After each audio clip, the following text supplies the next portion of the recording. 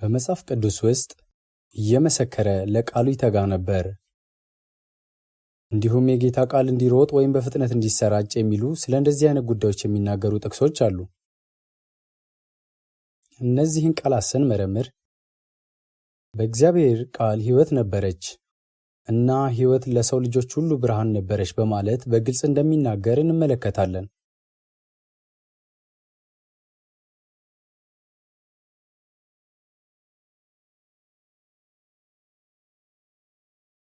ከረጅም ጊዜ በፊት አንድ ሰው እንዲህ ሲል ጽፏል። የኔ ዝማሬ ወደ ብርሃን በሆነው መንገድ ላይ የጨለማውን ደመና የሚወስድ ነፋስ ሁን። እንደዚህ ያለ የሚቀጥል የግጥም ስንኝ ነበር። በወጣትነታችን ከዘመርናቸው መዝሙሮች መካከል ደግሞ እንዲህ የሚል አንድ መዝሙር ነበር። ሐዘን በሚሸሽበት ብርሃኑም እንደ ቀን በሚያበራበት በንጉሡ አውራ ጎዳና ላይ መራመድ። ስለ አንድ ብርሃን የሚገልጽ መዝሙር ነበር። ቀደም ብዬ የገለጽኩ ገጣሚ እንደገለጸው ሰዎች ብርሃን ይፈልጋሉ። በመጽሐፍ ቅዱስ ውስጥ ለሰው ሁሉ የሚያበራ እውነተኛ ብርሃን ወደ ዓለም ይመጣ ነበር ተብሎ የምናነበው ብርሃን ነው። በጨለማ የተቀመጠው ሕዝብ ታላቅ ብርሃን አየ ይላል። ቃልም ነበር፣ በቃሉም ውስጥ ሕይወት ነበረች። ያቺ ሕይወትም የሰው ልጆች ሁሉ ብርሃን ነበረች። ይህ ቅድመ ሁኔታ ተወስኗል። መጽሐፍ ቅዱስ በተፈጥሮ ውስጥ በማንኛውም እንስሳ፣ ተክል ወይም ማዕድን ላይ የሚያበራ ብርሃን እንዳለ ሁሉ በሰዎች ሕሊና ላይ የሚያበራ ብርሃን እንዳለም ይናገራል። እናም ጨለማ ወደ ንጋት ይለወጣልና የሚል መዝሙር የዘመረ ሰው ነበር። በተጨማሪም ኢየሱስ ወደ ልቤ ከገባ ጀምሮ በነፍሴ ውስጥ ለብዙ ጊዜ ስፈልግ የነበረው ብርሃን አለኝ ብሎ የዘመረም አንድ ሰው ነበር። እነዚህን ነገሮች ስናጤን የመጽሐፍ ቅዱስ ቃላት ሕያው ስለሆኑ በሰዎች መንፈስ ውስጥ እንደ ብርሃን ሲበራ በልባቸው ውስጥ ያለው ጨለማ እንደሚጠፋ እንመለከታለን።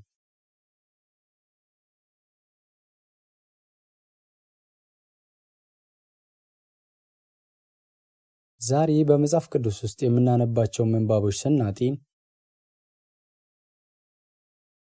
እግዚአብሔር ምን አይነት ማንነት እንዳለው የምናስብበት ጊዜ መጣ ይመስለኛል።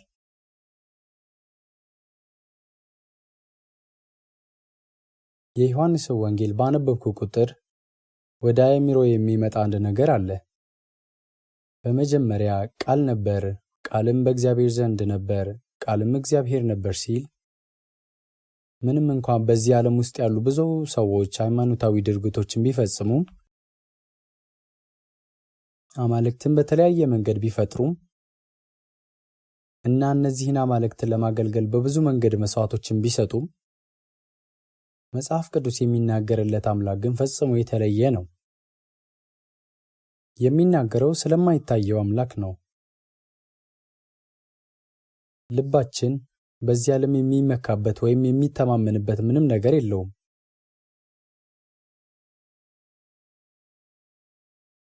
ቀጫጭን ሳሮችና አበቦች እንደየወቅታቸው እንደ አዲስ ያብባሉ።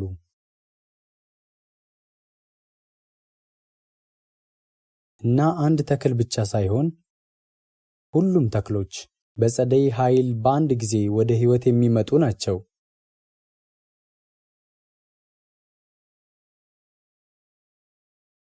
በተመሳሳይ መንገድም መጽሐፍ ቅዱስ በልባችን ውስጥ ከአንድ ኃይል ጋር መያያዝ እንደምንችል ተስፋ ይሰጣል። ስለዚህ መጽሐፍ ቅዱስን ስናነብ መጽሐፍ ቅዱስን የሰበኩ ሰዎች የሚናገሯቸውን ነገሮች ግምት ውስጥ ማስገባት እንዳለብን አስባለሁ። ጊዜ ወስደንም እነዚያ ሰዎች የተናገሩትን ነገር መመርመር አለብን። ወደ ሐዋርያት ሥራ መጽሐፍ እንሸጋገር።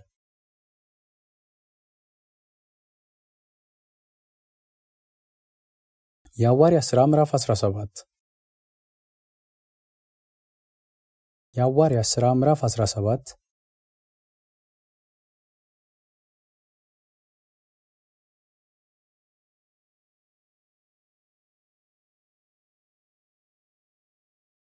በሐዋርያት ሥራ ምዕራፍ 17 ከቁጥር 16 ጀምሮ ያለውን ምንባብ እናነባለን። ግን ከማንበባችን በፊት ጥቂት ቃላት እናገራለሁ። እዚህ ላይ አቴና ይላል። በቁጥር 16 ላይ ጳውሎስም በአቴና ሲጠብቃቸው ሳለ ይላል። አቴና የዘመናችን ሰዎች ስለ ጥንታዊ ስልጣኔዎች በሚናገሩ ታሪኮች ውስጥ ብዙ ጊዜ የሚሰሙት ከተማ ነው። በግሪክ ውስጥ የሚገኝ ከተማ ነው። እንግዲያው ይህ ዘገባ የተጻፈው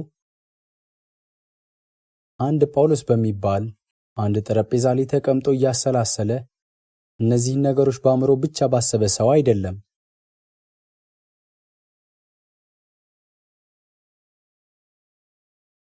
ይህ ታሪክ የተጻፈው ሉቃስ በተባለ የጳውሎስ ተከታይ በነበረ የሕክምና ባለሙያ ሰው ሲሆን ጽፎ ያስቀመጠውም ራሱ በአቴና ካሉ ሰዎች ጋር ሲገናኝ የተናገረውን እናንብበው።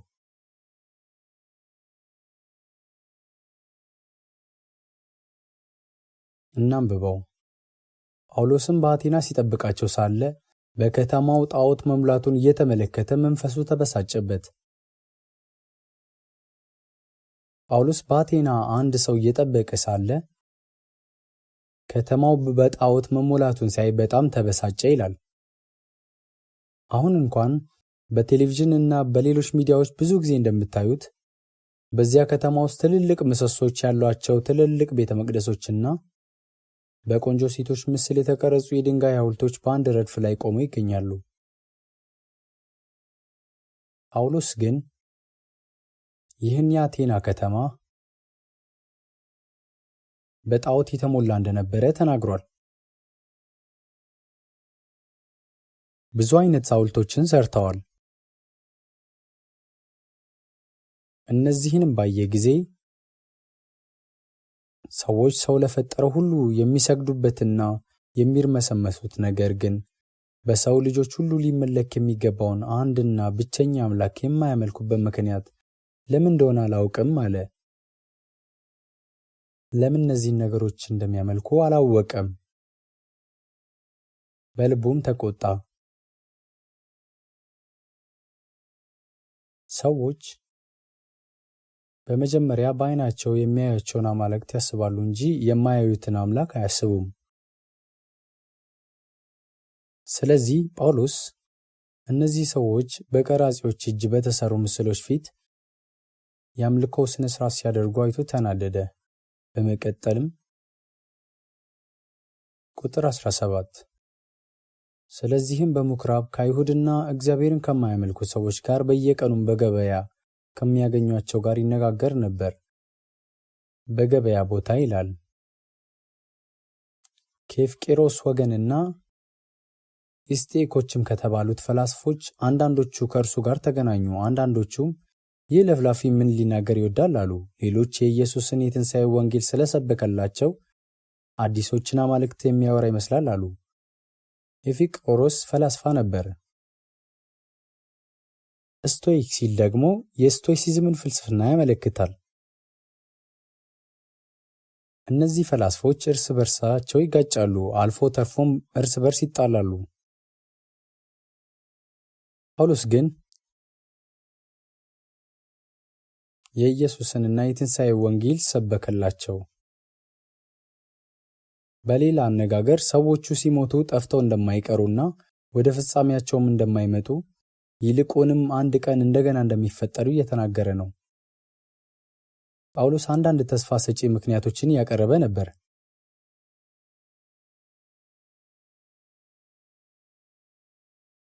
ሰዎች ከሞቱ እንደሚበሰብሱና መጨረሻቸውም ያ እንደሚሆን ያስቡ ነበር። ጳውሎስ ሲሰብክ ግን ሰማይና ምድርን የብስንና ባህርን ስለሰራው አምላክ ተናግሯል። ይኸውም አምላክ ሰውን መፍጠሩን ብቻ ሳይሆን የመጨረሻ የሰው ልጅ ታድሶ እንዳለም አስረድቷል።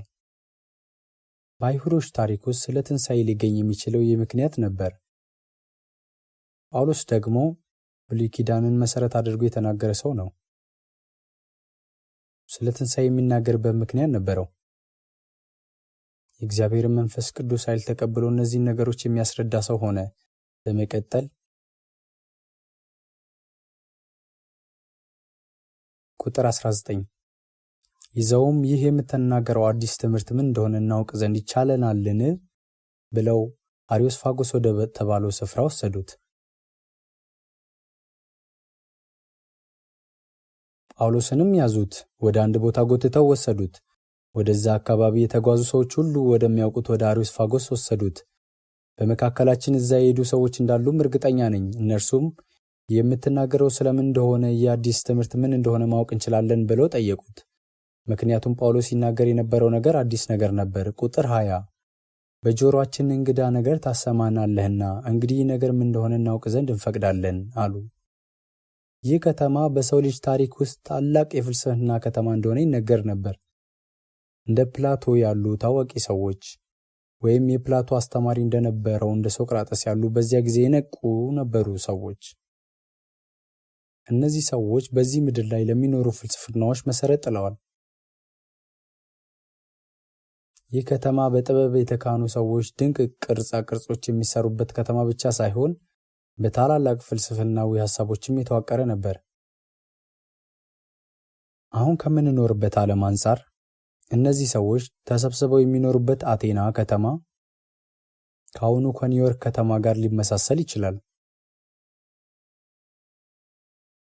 ሁለቱም ፖለቲካዎች፣ ዜናዎች እና የዓለም ዋና ገጽታዎች ማዕከል ያደረጉበት ከተማ ነበር። ሁሉም ንድፈ ሐሳቦች፣ ክርክሮች እና ራዕዮች የሚገለጡበትና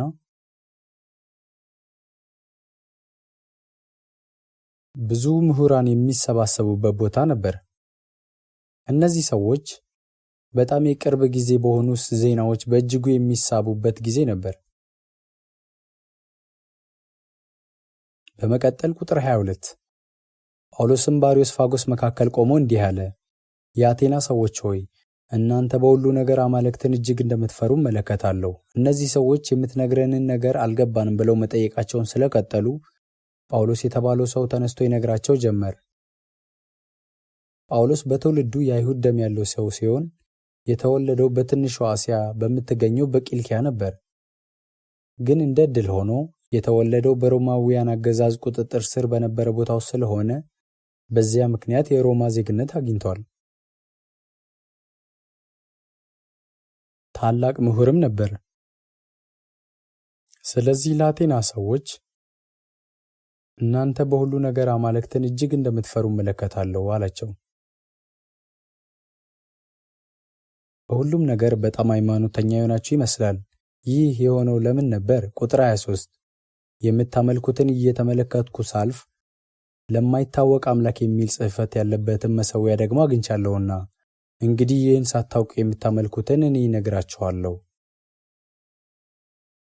የአቴና ሰዎች በቂ የሆነ ነገር የነበራቸው ይመስላል። የአማልክት ምስሎችን ሁሉ ሰርተው ያመልኩና ይሰውላቸው ነበር። በመጨረሻ ግን ምናልባት ከአማልክት አንዱን ዘንግተውት ከሆነ ያንን አምላክ ላለማስከፋት ለሱ መሠዊያ ሰርተው ለማይታወቅ አምላክ ብለው ጽሑፍ ያሰፍሩበት ነበር። ለዚህ አምላክ በሰው የተወሰነለት ስም አልነበራቸውም። ነገር ግን የአቴና ሰዎች ችላ ብለውት ወይም ዘንግተውት የነበረውን አምላክ ማስቆጣት ስለሚፈሩ ለዚህ ለማይታወቅ አምላክ በዚህ መንገድ አምልኮ ያደርሱ ነበር። ለሃይማኖታዊ መንገዳቸው በቂ ቦታ ያላቸው ይመስላሉ። እናም ብዙ አማልክትን ያመልኩ ነበር። ይህን የሚያደርጉት ቅጣት እንዳይደርስባቸው ነበር። ስለዚህ ሐዋርያው ጳውሎስ እነዚህን ሰዎች እናንተ በሁሉ ነገር አማልክትን እጅግ እንደምትፈሩ እመለከታለሁ ብሏቸዋል። በማለፍ ላይ ሳለው ብዙ መሠዊያዎች አየሁ። ለማይታወቅ አምላክ የሚል ጽሑፍ ያለበት መሠዊያ እንኳን ሳይቀር አግኝቻለሁ። ስለዚህ ይህን የማታውቁትን አምላክ አሳውቃቸዋለሁ። በእነዚህ ቃላት መናገር ጀመረ።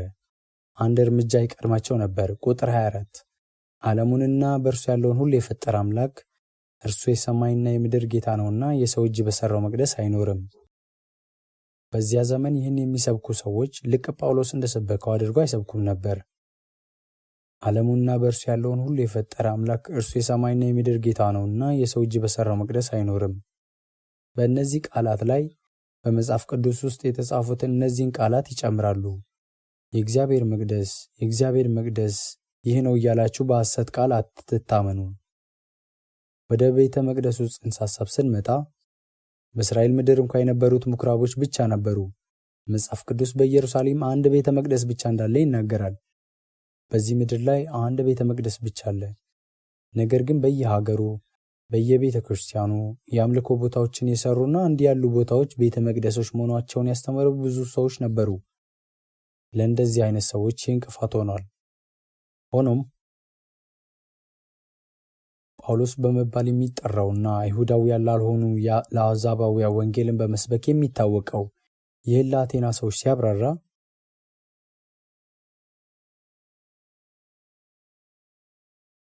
ዓለሙንና በእርሱ ያለውን ሁሉ የፈጠረ አምላክ እርሱ የሰማይና የምድር ጌታ ነውና የሰው እጅ በሠራው መቅደስ አይኖርም ብሏል።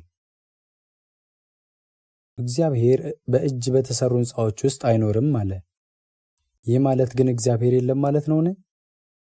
እሱ ከዚህ የገዘፈና እጅግ የላቀ ነው። ጳውሎስ የተገነዘበውም ይህንኑ ነው። እርሱም ሕይወትንና እስትንፋስን ሁሉንም ለሁሉ ይሰጣልና አንዳች እንደጎደለው በሰው እጅ አይገለገልም።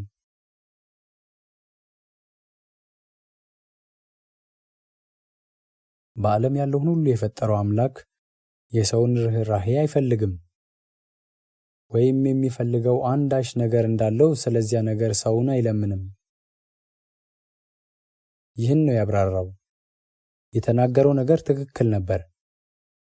እርግጥ ነው ለቤተ ክርስቲያን ሥራ የሰዎች መዋጮና መባ አስፈላጊ መሆኑ እውነት ነው። ነገር ግን እነዚህ ከሰዎች መንፈስ የበለጠ ውድ አልነበሩም። ሐዋርያው ጳውሎስ አንዳች እንደሚጎድለው በሰው እጅ አይገለገልም ብሏል። በዓለም ያለውን ሁሉ የፈጠረ እግዚአብሔር የሰማይና የምድር ጌታ ነውና ሰዎች በሰሩት መቅደስ ውስጥ አይኖርም። በሰዎች እጅ በተሰሩ ቤተ መቅደሶች ውስጥ አይኖርም።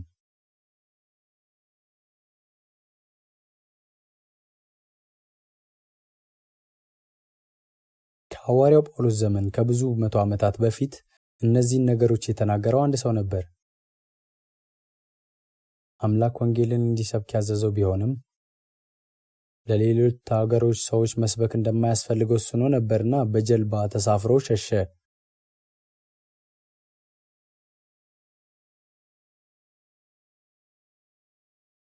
ስሙ ዮናስ ይባላል። አውሎ ነፋስ በተነሳ እና በታላቅ ግርግር በተፈጠረ ጊዜ እርሱ በመርከቧ የታችኛው ክፍል ውስጥ ተኝቶ ነበር። መርከቧ በአውሎ ነፋሱ ምክንያት ልትገለበጥ ስትል የመርከቧ አለቃና መርከበኞቹ ተሰብስበው ይህ አስፈሪ ማዕበል ለምን እንደመጣባቸውና ጥፋቱ የማን እንደሆነ ለማወቅ ዕጣ ለመጣል ወሰኑ። ዕጣ ተጣጣሉ። ነገር ግን ዕጣው እዚያ ካሉት ሰዎች ሁሉ እስራኤላዊ በሆነው በዮናስ ላይ ወደቀ። ይህ የሆነበት ምክንያት እግዚአብሔር ከመጀመሪያው ገና ወደ መርከቡ ሳይገባ በፊት ወደ አንድ ቦታ እንዲሄድ ነግሮት ነበር። ነገር ግን በጀልባ ሸሽቶ ወደ ሌላ ቦታ ለመሄድ ሞከረ። በዚህ ምክንያት መርከቧ ልትገለበጥ ተቃረበች። በመርከቧ ውስጥ የነበሩት ሰዎች ፈርተው ዕጣ ተጣጣሉ። ይህ የማን ጥፋት ነው ብለው ጠየቁት። በጠየቁም ጊዜ ዮናስ ሲመልስላቸው የተናገረው ነገር ነበር። ወደ ትንቢተ ዮናስ እንሸጋገር።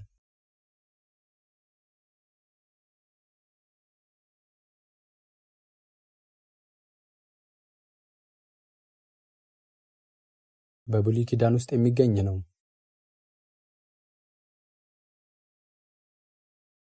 በትንቢተ ዮናስ ምዕራፍ 1 ከቁጥር 4 ጀምሮ እናንብብ። እግዚአብሔርም በባህሩ ላይ ታላቅ ነፋስን አመጣ፣ በባህርም ላይ ታላቅ ማዕበል ሆነ፣ መርከቢቱም ልትሰበር ቀረበች። መርከበኞቹም ፈሩ፣ እያንዳንዱም ወደ አምላኩ ጮኸ። መርከቢቱም እንድትቀልላቸው በውስጧ የነበረውን ዕቃ ወደ ባህር ጣሉት። ዮናስ ግን ወደ መርከቡ ውስጠኛ ክፍል ወርዶ ነበር፣ በከባድ እንቅልፍም ተኝቶ ነበር። የመርከቡ አለቃ ወደ እርሱ ቀርቦ ምነው ተኝተሃል? እንድንጠፋ እግዚአብሔር ያስበን እንደሆነ ተነስተህ አምላክህን ጥራ አለው። እዚህ ቁጥር 5 ላይ እንዲህ ይላል፣ መርከበኞቹም ፈሩ፣ እያንዳንዱም ወደ አምላኩ ጮኸ። መርከቢቱም እንድትቀልላቸው በውስጧ የነበረውን ዕቃ ወደ ባህር ጣሉት። ትርምስ ተፈጠረ። መርከበኞች እያንዳንዳቸው ወደሚያመልኳቸው አማልክት ጮኹ እና ስለ ሕይወታቸው ጠየቁ። ነገር ግን ይህ ዮናስ የሚባል ሰው በመርከቧ ታችኛው ክፍል ተኝቶ ነበርና የመርከቧ አለቃ ከእንቅልፉ ተቀስቅሶት አንተም የምታምነው አምላክ ጥራ፣ ሰነፍ አትሁን፣ አትተኛም ሲል ጠየቀው። ቁጥር 6 የመርከቡም አለቃ ወደ እርሱ ቀርቦ ምነው ተኝተሃል? እንዳንጠፋ እግዚአብሔር ያስበን እንደሆነ ተነስተህ አምላክህን ጥራ አለው። ቁጥር 7 እርስ በርሳቸው ይህ ክፉ ነገር በማን ምክንያት እንዳገኘን እንወቅ ዘንድ ኑ ዕጣ እንጣጣል ተባባሉ። ዕጣም ተጣጣሉ። ዕጣውም በዮናስ ላይ ወደቀ። እዚህ ላይ የተፈጠረው ነገር እንግዳ ነገር አይደለምን? ይህ ሁሉ የተፈጠረው በዮናስ ምክንያት እንደሆነ አወቁ። ስለዚህ ወደ ቁጥር 8 እንቀጥል። የዚያን ጊዜም ይህ ክፉ ነገር በማን ምክንያት እንዳገኘን እባክህ ንገረን። ሥራ ምንድን ነው? ከወዴትስ መጣ?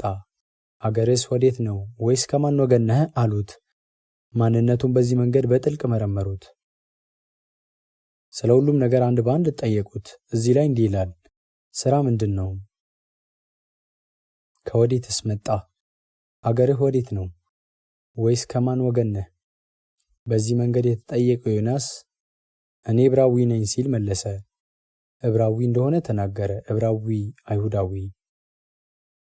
እኔ ዕብራዊ ነኝ፣ ባህሩንና የብሱን የፈጠረውን የሰማይን አምላክ እግዚአብሔር አመልካለሁ።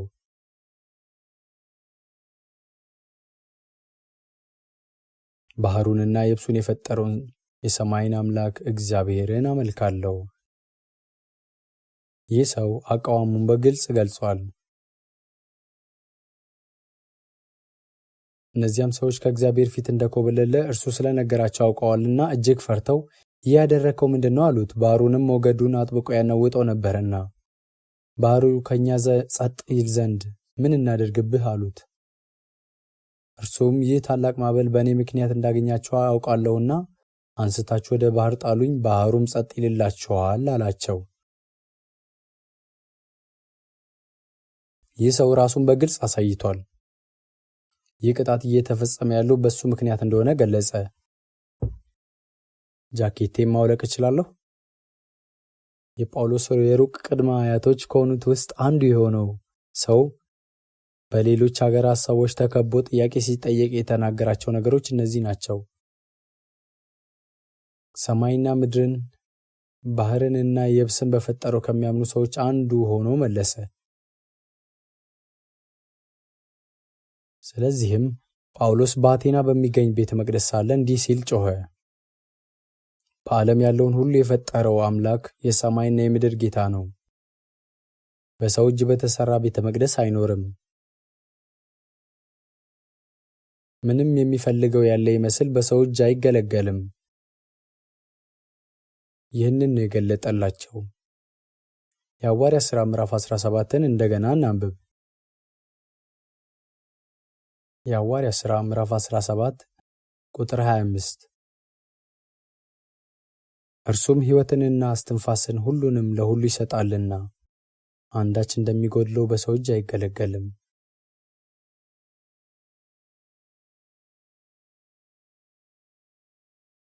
ወደዚህ ዓለም ስንወለድ ባዶ እጃችንን እንመጣለን እና ባዶ እጃችንን እንሄዳለን። ነገር ግን አንድ ነገር ለማግኘት እና ለመያዝ በጣም እንጥራለን። በቀጥታ የተሰጠንን አየርና ኦክሲጂን እንተነፍሳለን። እናም ውሃ እየጠጣን ሕይወታችንን እንመራለን። ሕይወታችንን የምንመራው የዓለምን ነገር በማግኘት ነው። ከዚያም እንሞታለን። በብዛት የሚቀር ነገር ካለ እርሱም የኖርንበት ስግብግብ ሕይወት ነው። ባዶ እጃችንን ስለመጣን ባዶ እጃችንን ከመሄድ ውጭ ሌላ አማራጭ የለንም። ነገር ግን በመንፈሳችን ውስጥ የተሳሳትናቸው ብዙ ነገሮች እንዳሉ ለማወቅ እንገደዳለን። ስለዚህ ሕይወትንና እስትንፋስን ሁሉንም ለሁሉ የሚሰጥ አምላክ እዚህ ላይ ታውጇል።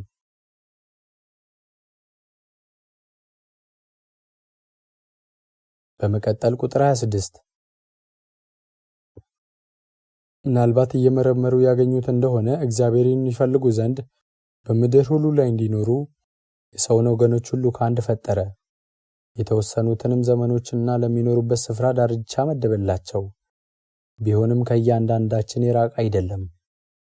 ከእናንተ ከባለቀኔዎች አንዳንዶች ደግሞ እኛ ደግሞ ዘመዶቹ ነንና ብለው እንደተናገሩ በእርሱ ሕያዋን ነንና እንንቀሳቀሳለን እንኖርማለን። እንግዲህ እግዚአብሔር ዘመዶች ከሆንን አምላክ በሰው ብልሃትና ሐሳብ የተቀረጸውን ወርቅ ወይም ብር ወይም ድንጋይ እንዲመስል እናስብ ዘንድ አይገባንም። እንግዲህ እግዚአብሔር ያለማወቅን ወራት አሳልፎ አሁን በየቦታቸው ንስሐ ይገቡ ዘንድ ሰውን ሁሉ ያዛል። ቀን ቀጥሯልና በዚያም ቀን ባዘጋጀው ሰው በእጁ በዓለሙ ላይ በጽድቅ ሊፈርድ አለው። ስለዚህም እርሱ ከሙታን በማስነሳቱ ሁሉንም አረጋግጧል። ጳውሎስ እግዚአብሔርን ሲገልጸው ስለ እግዚአብሔር ሲናገር ሁልጊዜ አዲስ ዜና ለሚሰሙ የአቴና ሰዎች የሰውን ወገኖች ሁሉ ከአንድ ፈጠረ ብሏቸዋል።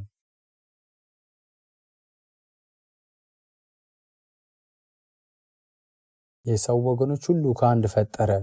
አንዳንድ ትርጓሜዎች የሰውን ወገኖች ሁሉ ከአንድ ደም ፈጠረ ይላሉ።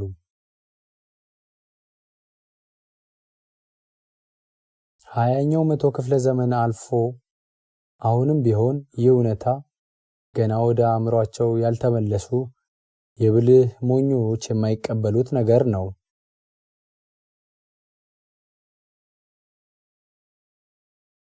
የዝንጀሮ ደም ከሰው ወገኖች ሁሉ ደም ጋር ተቀላቅሏል ብለው በስህተት የሚያስቡ ብዙ ሰዎች አሉ። የሰው ወገኖች ሁሉ ደም ከአንድ ሆኖ የተገናኘ ነው። አንድ ሰው ከየትኛውም ወገን ቢሆን ጥቁር፣ ነጭ ወይም እስያዊ ቢሆን እንኳ ሲቀላቀሉ የሚወልዱት ዘራቸውም ሰው ይሆናል። የዚህ ወገን ተወላጅ የሌላው ወገን ተወላጅ ቢያገባ ልጅ መውለድ አይችሉም የሚል ሕግ የለም። ሰዎች ሁሉም የተገናኙ ናቸው። ከ2000 ዓመታት በፊት ጳውሎስ በአቴና በሚገኘው ቤተ መቅደስ ፊት ለፊት ቆሞ ከአዳዲስ መረጃዎች አንድ የሆነውን አውጇል። በምድር ሁሉ ላይ እንዲኖሩ የሰውን ወገኖች ሁሉ ከአንድ ፈጠረ። እስቲ ስለዚህ እውነታ እናስብ። የሰውን ወገኖች ሁሉ ከአንድ ፈጠረ ከሚለው ቃል ማንም የሚያመልጥበት ምንም መንገድ የለም። ምክንያቱም የአንድ ሰው ደም ከሌላኛው ሰው ደም ጋር የተያያዘ ስለሆነ ነው። አንድ ካውካሲያዊ የሆነ ሰው ወደ አንድ ቦታ ሲሄድ የመኪና አደጋ ደርሶበት ቆስሎ ብዙ ደም ፈሰሰው እንበል። ይህ ሰው የቱንም ያህል ነጭ ቢሆን የፈሰሰውን ደም ለመተካት በደንብ ጠቆር ያለ የቆዳ ቀለም ያለው ሰው መጥቶ ደሙን ቢሰጠው ሕይወቱ ይተርፋል።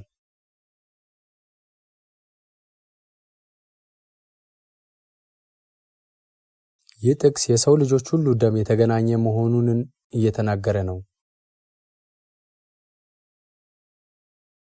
እንዲህም ይላል፣ በምድር ሁሉ ላይ እንዲኖሩ የሰውን ወገኖች ሁሉ ከአንድ ፈጠረ፣ የተወሰኑትንም ዘመኖች ለሚኖሩበት ስፍራ ዳርቻ መደበላቸው። ለምን ያህል ጊዜ እንደምንኖር አናውቅም። ነገር ግን ድንበሮቹ በጥብቅ እንደተወሰኑ በግልጽ ይናገራል። ምናልባትም እየመረመሩ ያገኙት እንደሆነ እግዚአብሔርን ይፈልጉ ዘንድ በምድር ሁሉ ላይ እንዲኖሩ የሰውን ወገኖች ሁሉ ከአንድ ፈጠረ፣ የተወሰኑትንም ዘመኖች ለሚኖሩበት ስፍራ ዳርቻ መደበላቸው።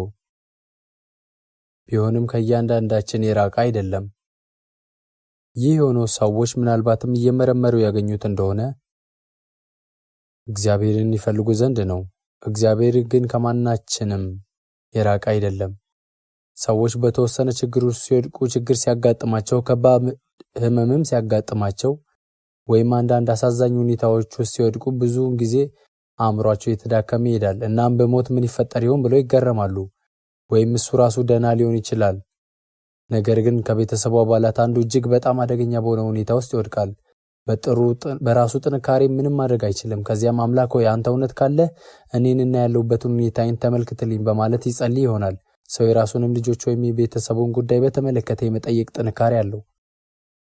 ስለዚህ መጽሐፍ ቅዱስ ቢሆንም ከእያንዳንዳችን የራቀ አይደለም ይለናል። ቁጥር 28 ከእናንተ ከባለቅኔዎች አንዳንዶች ደግሞ እኛ ደግሞ ዘመዶቹ ነንና ብለው እንደተናገሩ በእርሱ ሕያዋን ነንና እንንቀሳቀሳለን እንኖርማለን። አንዳንድ ባለቅኔዎች እኛ ደግሞ ዘመዶቹ ነን ብለዋል። እንግዲህ የእግዚአብሔር ዘመዶች ከሆንን አምላክ በሰው ብልሃትን ሐሳብ የተቀረጸውን ወርቅ ወይም ብር ወይም ድንጋይ እንዲመስል እናስብ ዘንድ አይገባንም። ይህ የተናገረው ሰው በሰራው ዕቃ ፊት እንዳይሰግዱና እንዳይጸልዩ ለማሳሰብ ነው። ቀጣይ ቁጥር እንግዲህ እግዚአብሔር ያለማወቅን ወራት አሳለፈ። አሁን በየቦታቸው ንስሐ ይገቡ ዘንድ ሰውን ሁሉ ያዛል። እንግዲህ እግዚአብሔር ያለማወቅን ወራት አሳልፈዋል። አሁን በየቦታቸው ንስሐ ይገቡ ዘንድ ሰውን ሁሉ ያዛል። ቀን ቀጥሯልና በዚያም ቀን ባዘጋጀው ሰው እጅ በዓለሙ ላይ በጽድቅ ሊፈርድ አለው። ስለዚህም እርሱን ከሙታን በማስነሳቱ ሁሉን አረጋግጧል። ባዘጋጀው ሰው፣ በሌላ አነጋገር እግዚአብሔር ኢየሱስ ክርስቶስን እንደሾመውና በእርሱም በኩል ለሰው ልጆች ሁሉ ታላቅ የፍርድ ቀን እንደሚመጣ እያወጀልን ነው። ምክንያቱም መጽሐፍ ቅዱስ በመጨረሻው ዘመን ፈራጅ እርሱ እንደሆነ ይናገራል። ታዲያ ዛሬ ስለ አምላክ ምን ማለት እንችላለን?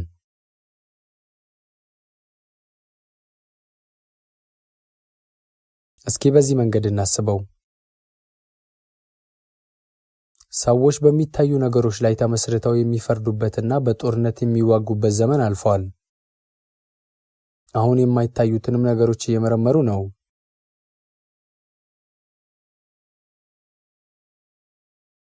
እንዲሁም አየር ኦክሲጅንን ብቻ ሳይሆን ሌሎች የማይታዩ ንጥረ ነገሮችን ለምሳሌ ናይትሮጅንና ሌሎችንም ያካትታል።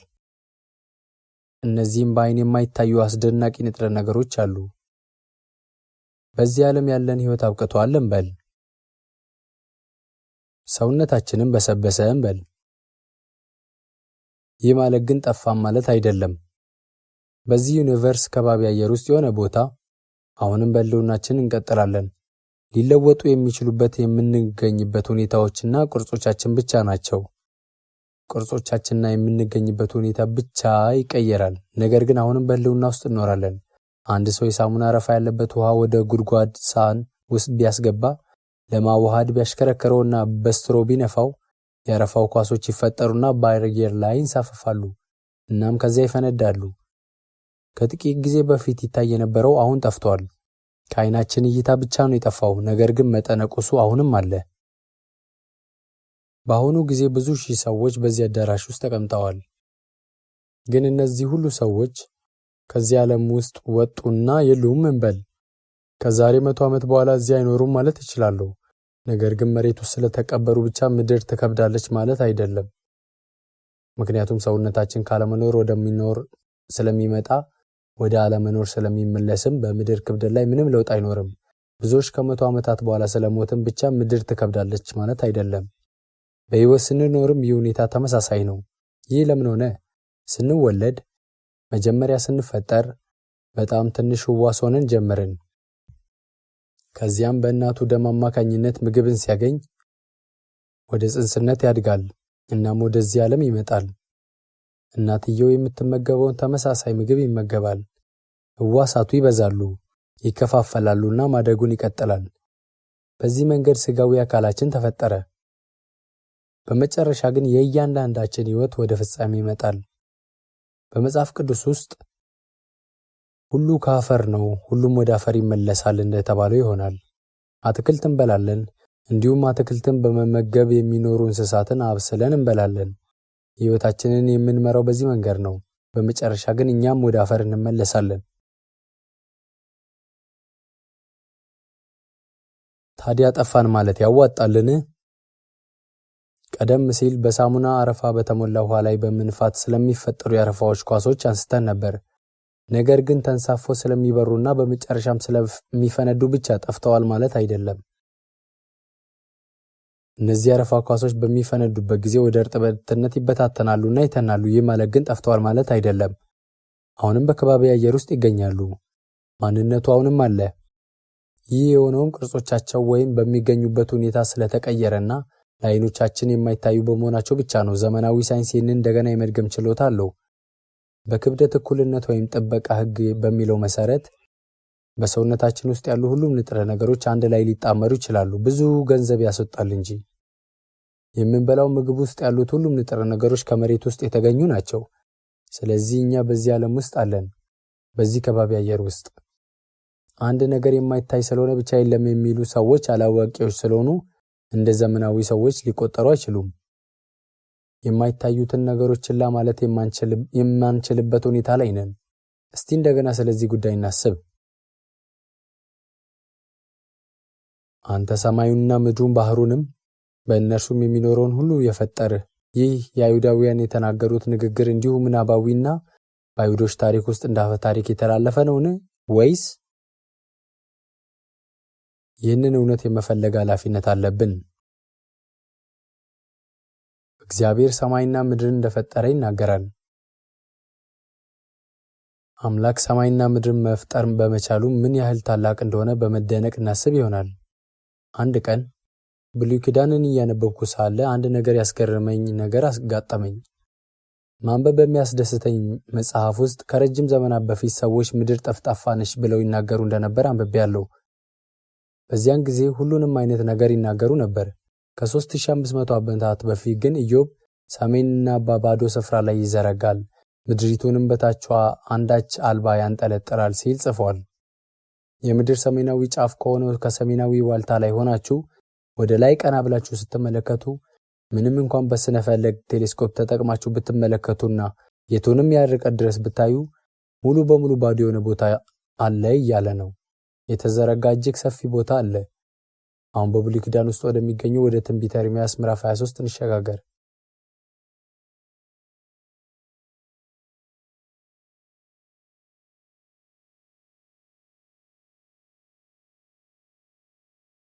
ትንቢተ ኤርምያስ ምዕራፍ 23 ለማስታወስ ቀላል የሆነ ጥቅስ እናንብብ። ትንቢተ ኤርምያስ ምዕራፍ 23 ቁጥር 23 እና 24 እኔ የቅርብ አምላክ ነኝ እንጂ የሩቅ አምላክ አይደለሁም። ሰው በስውር ቢሸሸግ እኔ አላየውምን? ሰማይና ምድርንስ የሞላው እኔ አይደለሁምን? ይላል እግዚአብሔር።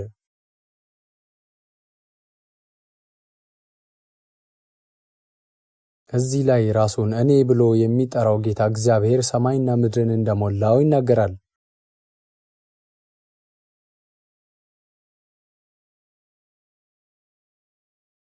ሰማይና ምድርን ሙሉ በሙሉ ሞልቶታል። በአጽናፈ ዓለም ሁሉ ላይ ሉዓላዊ ጌታ የሆነው ዓለምና በውስጡ ያለውን ሁሉ የፈጠረው እርሱ ሰማይና ምድርን የሞላ ነው። ከእኔ ጋር ይኖራል፣ ሁልጊዜም ቅርብ ነው የሚል መዝሙር አለ። እግዚአብሔር የሰማይና የምድር ጌታ ነው። እርሱ ከማናችንም የራቀ አይደለም። አጽናፈ ዓለምን የሞላው የሰውን ደስታና ሐዘን፣ ሕይወትና ሞት የሚካፈለው ብቻ ሳይሆን የሰውን ዕድል የሚወስነው እርሱ ከኛ በጣም የራቀ አይደለም። ሰዎች እሱ ከኛ የራቀ ነው ይላሉ፣ ግን እንደዚህ አይደለም። አንድ ጉንዳን ሲንከራተት ቆይቶ ወደ ላም ጆሮ ውስጥ ቢገባ ላሟ የለችም፣ አትታየኝም፣ እዚህ ያለው ጨለማ ብቻ ነው ሊል ይችላል። ላሟ ግን እምቧ ትላለች። ይህ ጉንዳን ግን ድምፁ የነጎድጓድ ድምፅ ነው ብሎ ያስባልና ምን እንደሆነ ምንም አያውቅም። ለሰውም እንዲሁ ነው። የሶቪየት ህብረት ሰው የነበረው ዩሪ ጋጋሪን የሚባል ሰው በጠፈር አውሮፕላን ወደ ህዋ ተጉዞ እግዚአብሔርን አላየሁትም አለ። በእርግጥ እሱ አላየውም። ላሟ ለጉንዳን አይን አትታይም። በጉንዳኑ አይን ላሟ የለችም፣ ላሟ ግን አለች። መጽሐፍ ቅዱስ አጽናፈ ዓለምን የፈጠረ አምላክ ምድርን እንደፈጠረና ባዶ እንድትሆን እንዳልፈጠራት ይናገራል። አምላክ ለሰው መኖሪያ እንድትሆን እንደሰራት ይናገራል። እግዚአብሔር ሰውን በዚያ እንዲኖር አደረገው። ነገር ግን ሰው ተሳስቶ ተባረረ፣ ሞትንም ፊት ለፊት ተጋፈጠ። አምላክ የዘላለም ሕይወትን የማግኘት ስልጣን እንኳን ሳይቀር ሰጠው። ነገር ግን ኋላ ላይ ይህ መብትን ተነፍጎታል። ይህ ምንኛ ያስከፋል! እግዚአብሔር ምድርን ፈጠረ። በኤደንም በመሃል ላይ የአትክልትን ስፍራ ተከለ። በዚያም የሕይወትን ዛፍና መልካምና ክፉን ከምታስታውቅ ዛፍ ፈጠረ። ከገነት ዛፍ ሁሉ በነጻነት ብላ፣ ነገር ግን ከዚህኛው ዛፍ መልካምና ክፉን ከሚያስታውቀው ዛፍ አትብላ አለ። እግዚአብሔር ለሰው ደነገገ። ነገር ግን ይህ ሰነፍ ሰው መልካምንና ክፉን ከሚያስታውቀው ዛፍ ፍሬ በላ። አስቀድሞ ከሕይወት ዛፍ ቢበላ ምንኛ መልካም በሆነ ነበር። እንደዛ ቢሆን ኖሮ ሰው አያረጅም አይሞትም ነበር። ነገር ግን መልካምና ክፉን ከሚያስታውቀው ዛፍ ፍሬ በመብላቱ የኃጢአተኞች ሁሉ ቅድመ አያት ሆነ። የዚህ አጽናፈ ዓለም ፈጣሪ የኤደን ገነት ፈጠረ እና አዳምን እንዲጠብቃት በዚያ አስቀመጠው። አዳም የሚለው ሰው ስም ሰው ማለት ነው።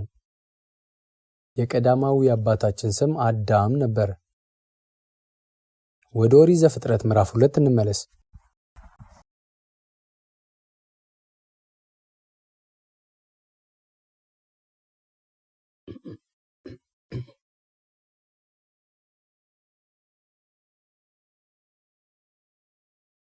ዘፍጥረት ምዕራፍ 2 ከቁጥር 10 ጀምሮ እናንብብ። ወንዝም ገነትን ያጠጣ ዘንድ ከኤደን ይወጣ ነበር፣ ከዚያም ለ4 ክፍል ይከፈል ነበር። የአንደኛው ወንዝ ስም ፊሶን ነው፣ እርሱም ወርቅ የሚገኝበት የኤላውጥን ምድር ይከባል። የዚያም ምድር ወርቅ ጥሩ ነው፣ ከዚያም ሉልና የከበረ ድንጋይ ይገኛል። የሁለተኛው ወንዝ ስም ጊዮን ነው፣ እርሱም የኢትዮጵያን ምድር ሁሉ ይከባል። ይህ ኢትዮጵያ ነው። በመቀጠል የሦስተኛውም ወንዝ ጤግሮስ ነው። ይህ የሚያመለክተው የጤግሮስን ወንዝ ነው፣ እርሱም በአሦር ምስራቅ የሚሄደው ነው። አራተኛውም ወንዝ የኤፍራጥስ ወንዝ ነው። አራተኛውም ወንዝ የኤፍራጥስ ነው። እግዚአብሔር አምላክም ሰው ወስዶ ያበጃትም ይጠብቃት ዘንድ በኤደን ገነት አኖረው። እግዚአብሔር አምላክም ሰው እንዲህ ብሎ አዘዘው፣ ከገነት ዛፍ ሁሉ ትበላለህ፣ ነገር ግን መልካምና ክፉን ከሚያስታውቅ ዛፍ አትብላ፣ እርሱ በበላ ቀን ሞትን ትሞታለህና። እግዚአብሔር አምላክም አለ፣ ሰው ብቻህን ይሆን ዘንድ መልካም አይደለም፣ የሚመቸው ረዳት እንፍጠርለት። እግዚአብሔር አምላክም የምድር አራዊትን የሰማይ ወፎችን ሁሉ ከመሬት አደረገ፣ በምን ስም እንደሚጠራቸው የሚያይ ዘንድ ወደ አዳም አመጣቸው። አዳምም ሕያው ነፍስ ላለው ሁሉ በስሙ እንደጠራው ስሙ ያው ሆነ። አዳምም ለእንስሳት ሁሉ፣ ለሰማይም ወፎች ሁሉ፣ ለምድርም አራዊት ሁሉ ስም አወጣላቸው። ነገር ግን ለአዳም እንደርሱ ያለ ረዳት አልተገኘለትም ነበር። እግዚአብሔርም አምላክ አዳምን ከባድ እንቅልፍ ጣለበት፣ አንቀላፋም። ከጎኑም አንዲት አጥንትን ወስዶ ስፍራውን በሥጋ ዘጋው። እግዚአብሔርም አምላክም ከአዳም የወሰዳትን አጥንት ሴት አድርጎ ሰራት፣ ወደ አዳምም አመጣት። አዳምም አለ፣ ይህች አጥንት ከአጥንቴ ናት፣ ሥጋም ከሥጋዬ ናት። እርሷ ከወንድ ተገኝታለችና ሴት ትባል። ስለዚህ ሰው አባቱና እናቱን ይተዋል፣ በሚስቱም ይጣበቃል፣ ሁለቱም አንድ ሥጋ ይሆናሉ። አዳምና ሚስቱም ሁለቱም ራቁታቸውን ነበሩ፣ አይተፋፈሩምም ነበር። አምላክም ለአዳም የኤደን ገነትን የመንከባከብና የመጠበቅ ሥልጣን ሰጠው። አልፎ ተርፎም ለእንስሳት ሁሉ ስም እንዲሰጥ አድርጓል። ነገር ግን አዳም ብቻውን ይሆን ዘንድ መልካም እንዳልሆነ አየ። ስለዚህ በመጽሐፍ ቅዱስ አዳም በታላቅ እንቅልፍ ውስጥ በወደቀ ጊዜ እግዚአብሔር ከጎኗ አጥንት አዲቱን ወስዶ ከእርሷ ሴት ፈጠረ ይላል። አንድ ሰው ምናልባት በጭራሽ አይሆንም፣ አንዲት ሴት ከአንዲት አጥንት እንዴት ትሰራለች ሊል ይችላል። ነገር ግን ባዮቴክኖሎጂ በሚያስደንቅ ሁኔታ በዚህ ዘመን አድጎና ዘምኖ እናም እንደ በጓዶሊ ያሉ ነገሮችን መስራት ችለዋል አይደል? የጥጃ አምሳያ ክሎን እንኳ ሰርቱ። እነዚህ እንስሳት የተሰሩት ዋስ በማርባት ነው። እናም እግዚአብሔር ሔዋንና ከአንድ የጎን አጥንት እንደፈጠረ አለማመን ሞኝነት ነው።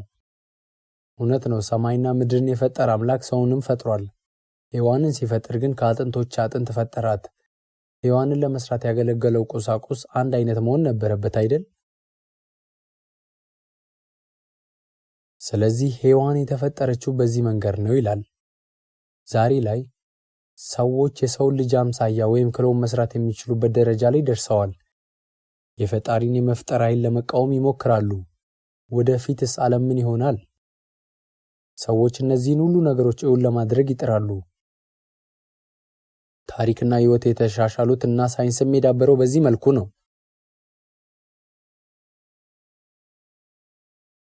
ከዛም ከብዙ ዘመናት በፊት እግዚአብሔር ሰውን ሲፈጥረው የመጀመሪያው ሰው የሆነው የሰው አምሳያ ወይም ክሎን ቢኖር ኖሮ እርሷም ሔዋን ትሆን ነበር። ነገር ግን ፍጹም ተመሳሳይ ቅጂ ከማዘጋጀት ይልቅ ትንሽ ለየት ያለ አደረጋት፣ ሴትንም ፈጠረ። ከአዳም የጎን አጥንት ሰራት። ሰው ሲፈጠር የጎን አጥንት ከሚያህል አጥንት አልተሰራም። ነገር ግን በውስጡ ያለው አንድ የሄሞግሎቢን መጠን ወይም አንድ የሞሳይት መጠን የሚያህል ነገር ሰው ይሆናል።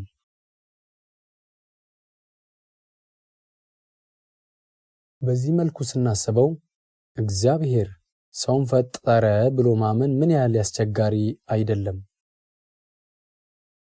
በጥርጣሬ ውስጥ ሆኖ ራስን ማዘንበል አያስፈልግም። ያልተረዳነው ነገር ሲኖር ነገር ግን በመጽሐፍ ቅዱስ ውስጥ እግዚአብሔር እንደፈጸመው ስለሚናገር እኛ በመጀመሪያ እነዚህን ቃላት የማዳመጥ ኃላፊነት አለብን። ችግሩ ግን እግዚአብሔር መልካምና ክፉን የሚያስታውቀውን ዛፍ በመስራቱ ላይ ሰዎች በጣም ትኩረት ያደርጋሉ። እንዲህ የሚል ጥያቄ በተደጋጋሚ ይጠየቅ ነበር። እግዚአብሔር መልካምና ክፉን ከሚያስታውቀውን ዛፍ ለምን ሠራ? አዳም ከእርሱ ባይበላ ኖሮ ይህ አሳዛኝ ዕጣ ባልደረሰን ነበር። ነገር ግን እግዚአብሔር መልካምና ክፉን የሚያስታውቀውን ዛፍ ስለፈጠረና ክፉ ኃጢአት ወደ ዓለም ስለገባ ብቻ በኃጢአት ምክንያት የሰው ልጅ እንደሚሰቃይ መከራና ሐዘንን ተቀብሎ ለቅጣት እንደተዳረገ ብቻ ካሰባችሁ አዳም ፍሬውን ከመብላቱ በፊት ወደ ነበረበት ጊዜ ወደ ኋላ ተመለሱና ራሳችሁን እንዲህ ብላችሁ ጠይቁ፣ እግዚአብሔር ለአዳም መልካምና ክፉን ከሚያስታውቀው ዛፍ ሌላ ምን ሰጠው? አምላክ እንደ ኮክና ፖም ባሉ ፍራፍሬዎች ብቻ እንዲኖር አዘዘው ወይንስ ከዚህ የተሻለ ነገር ነበር? ቁጥር 15 እንመልከት። እግዚአብሔር አምላክም ሰውን ወስዶ ያበጃት ይጠብቃትም ዘንድ በዔድን ገነት አኖረው። እግዚአብሔር አምላክም ሰውን እንዲህ ብሎ አዘዘው፣ ከገነት ዛፍ ሁሉ ትበላለህ፣ ነገር ግን መልካምና ክፉን ከሚያስታውቀው ዛፍ አትብላ፣ ከእርሱ በበላ ቀን ትሞታለህና። አምላክ አዳምን መልካምና ክፉን ከሚያስታውቀው ዛፍ አትብላ፣ ከእርሱ በበላ ቀን ትሞታለህ በማለት አስጠንቅቆት የአትክልት ቦታውን እንዲንከባከብ አዘዘው።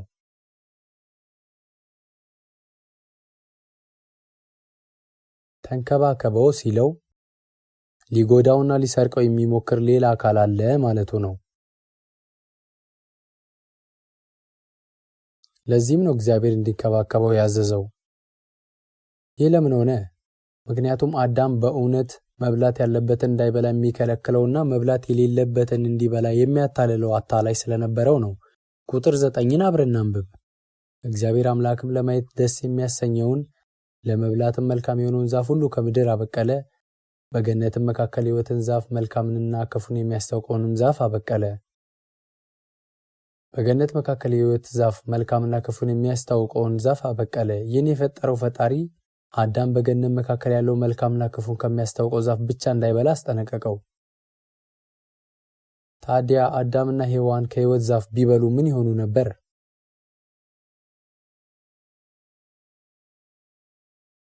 ለዘላለም ይኖሩ ነበር። እጅግ በጣም ረጅም ዕድሜ እንዲኖሩ ከሚያስችላቸው ከሕይወት ዛፍ ቢበሉ ፈጽሞ አይሞቱም ነበር። መጽሐፍ ቅዱስ ይህ የሕይወት ዛፍ ተደብቆ እንደነበር፣ ነገር ግን ወደፊት እንደገና ፍሬ እንደሚያፈራ ይናገራል። ስለዚህ የሰው ልጅ ቀደምት አባት መልካምና ክፉን ከሚያስታውቀው ፍሬ በልቶ በኃጢአት ወደቀ። የገነትን አትክልት ቦታ እንዲንከባከብ ተነግሮ ነበር። ነገር ግን ይህን ማድረግ ተስኖት በአታላዩ ተታሏል። ወደ ኦሪት ዘፍጥረት ምዕራፍ 3 እንመለስ።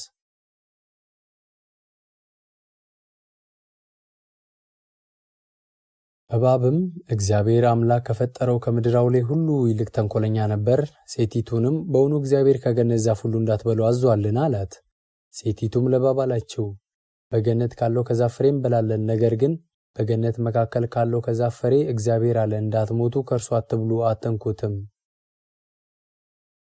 እባብም ለሴቲቱ አላት፣ ሞትን አትሞቱም፣ ከእርሷ በበላችሁ ቀን ዓይኖቻችሁ እንዲከፈቱ እንደ እግዚአብሔርም መልካምና ክፉን የምታውቁ እንድትሆኑ እግዚአብሔር ስለሚያውቅ ነው እንጂ። ሴቲቱም ዛፉ ለመብላት ያማረ እንደሆነ ለዓይንም እንደሚያስጎመጅ ለጥበብም መልካም እንደሆነ አየች። ከፍሬውም ወሰደችና በላች፣ ለባሏም ደግሞ ሰጠችው፣ እርሱም ከእርሷ ጋር በላ። የሁለቱም ዓይኖች ተከፈቱ፣ እነርሱም ራቁታቸው እንደሆኑ አወቁ። የበለስንም ቅጠሎች ሰፍተው ለእነርሱ ለራሳቸው ግልድም አደረጉ። እነርሱም ቀኑ በመሸ ጊዜ የእግዚአብሔር የአምላክን ድምፅ ከገነት ውስጥ ሲመላለስ ሰሙ። አዳምና ሚስቱም ከእግዚአብሔር ከአምላክ ፊት በገነት ዛፎች መካከል ተሸሸጉ። እግዚአብሔር አምላክም አዳምን ጠርቶ ወዴት ነህ አለው። እርሱም አለ፣ በገነት ድምፅህን ሰማሁ፣ ራቁቴንም ስለሆን ፈራሁ፣ ተሸሸኩም። እግዚአብሔርም አለው፣ ራቁቴን እንደሆን ማን ነገረህ? ከእርሱ እንዳትበላ ካዘዝሁህ ዛፍ በላህን? አለው። አዳምም አለ፣ ከእኔ ጋር እንድትሆን የሰጠኝ ሴት እርሷ ከዛፉ ሰጠችኝና በላው። እስኪ እዚህ ላይ ላፍታ እናስብ።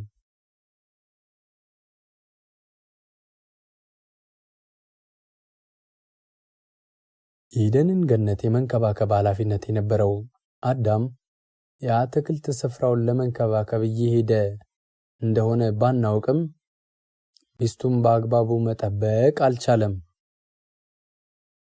በዚህ ምክንያት በእባቡ ተታላ መልካምና ክፉን የሚያሳውቀውን ፍሬ በላች።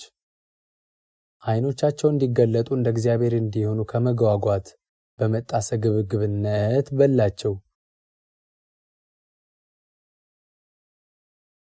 በበላችበት ቅጽበት ኃጢአቷ እየበዛ ሄደ። ወደ አዳምም ደረሰ። ለባሏም ፍሬውን ሰጠችው፣ ባሏም ፍሬውን በላ። ስለዚህ ከዚያን ጊዜ ጀምሮ የሰው ልጅ ነውርን አገኘና በኃጢአት ምክንያት የሚከተሉት ክስተቶች ይከሰቱ ጀመር።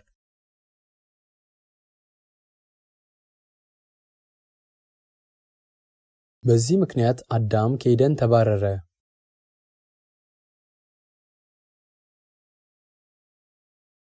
አዳም ከገነት ተባርሮ ወደዚህ የተረገመች ዓለም ተጣለ። ኤደን ለሰው ልጆች ተደብቆ ነበር። በኦሪት ዘፍጥረት ምዕራፍ 3 እና 4 ላይ የእግዚአብሔርን በትር ወደ ሰው መቅረብ መመልከት እንችላለን።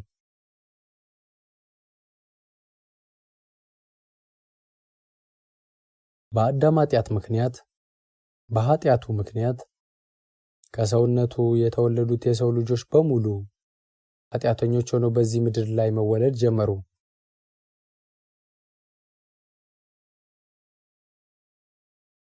እርሱ ስለፈለገ ኃጢአት የሰራ ከኛ መካከል አለን? በሕሊናችን ሆነን ኃጢአትን እንዳንሰራ የሚያደርገን ልብ አለን። ይህ የሰው እውነተኛ ተፈጥሮ ነው። ነገር ግን ማንኛውም ሰው የትዕግስቱ ገደብ ላይ ከደረሰ አንዳንድ ጊዜ ላይ ከልማድ ሊቆጣ ይችላል። እንዲሁም ካሉት ሁኔታዎች አንጻር በመጠኑ በመዋሸት እንዲህ ያሉ ሁኔታዎችን የሚያስወግዱ ብዙ ሰዎች አሉ። አንድ ቃል እንኳን ሳይናገሩ ሌሎች እንዲዋሹ የሚያደርጉ ሰዎችም አሉ። አንድ ምሳሌ ልስጣችሁ።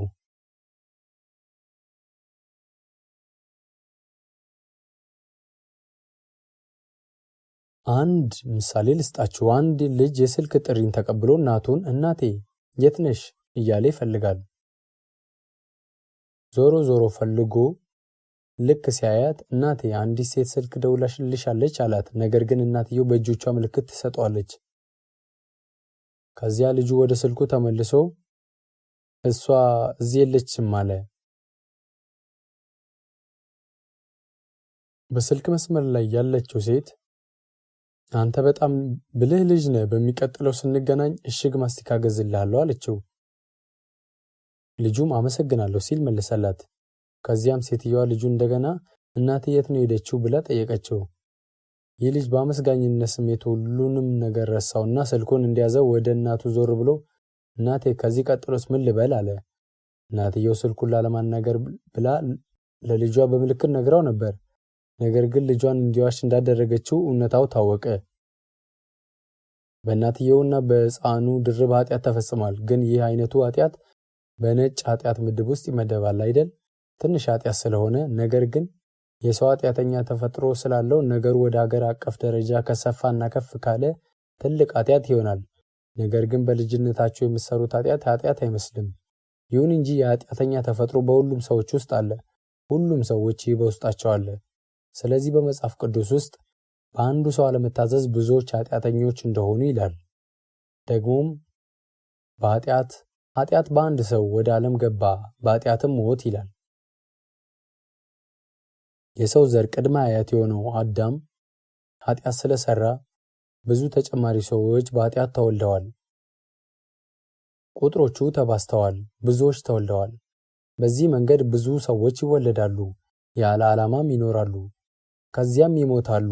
እውነት ነው፣ ብዙ ሰዎች ያንን መከራ ቢቀበሉም እግዚአብሔር ግን ሰውን አልረሳውምና መንገድ አዘጋጅቷል።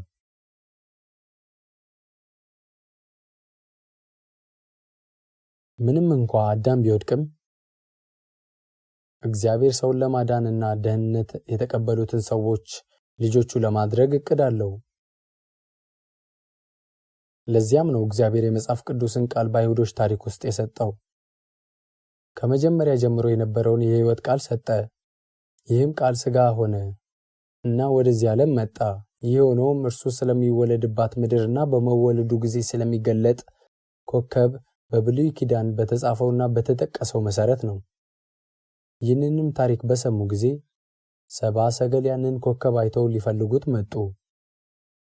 የተወለደው የአይሁድ ንጉሥ ወዴት ነው ብለው ጠየቁ።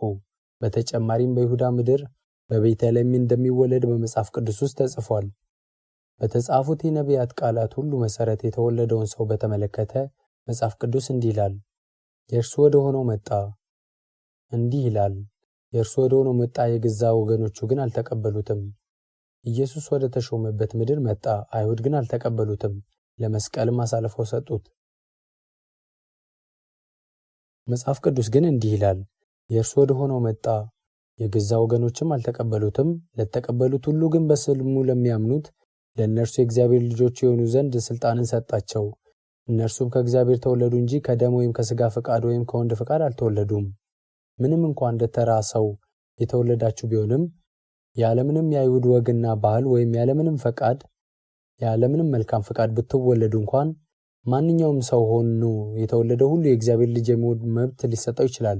ይህ በአዲስ ኪዳን ቃል ውስጥ ያለው የእግዚአብሔር ተስፋ ቃል ኪዳን ነው።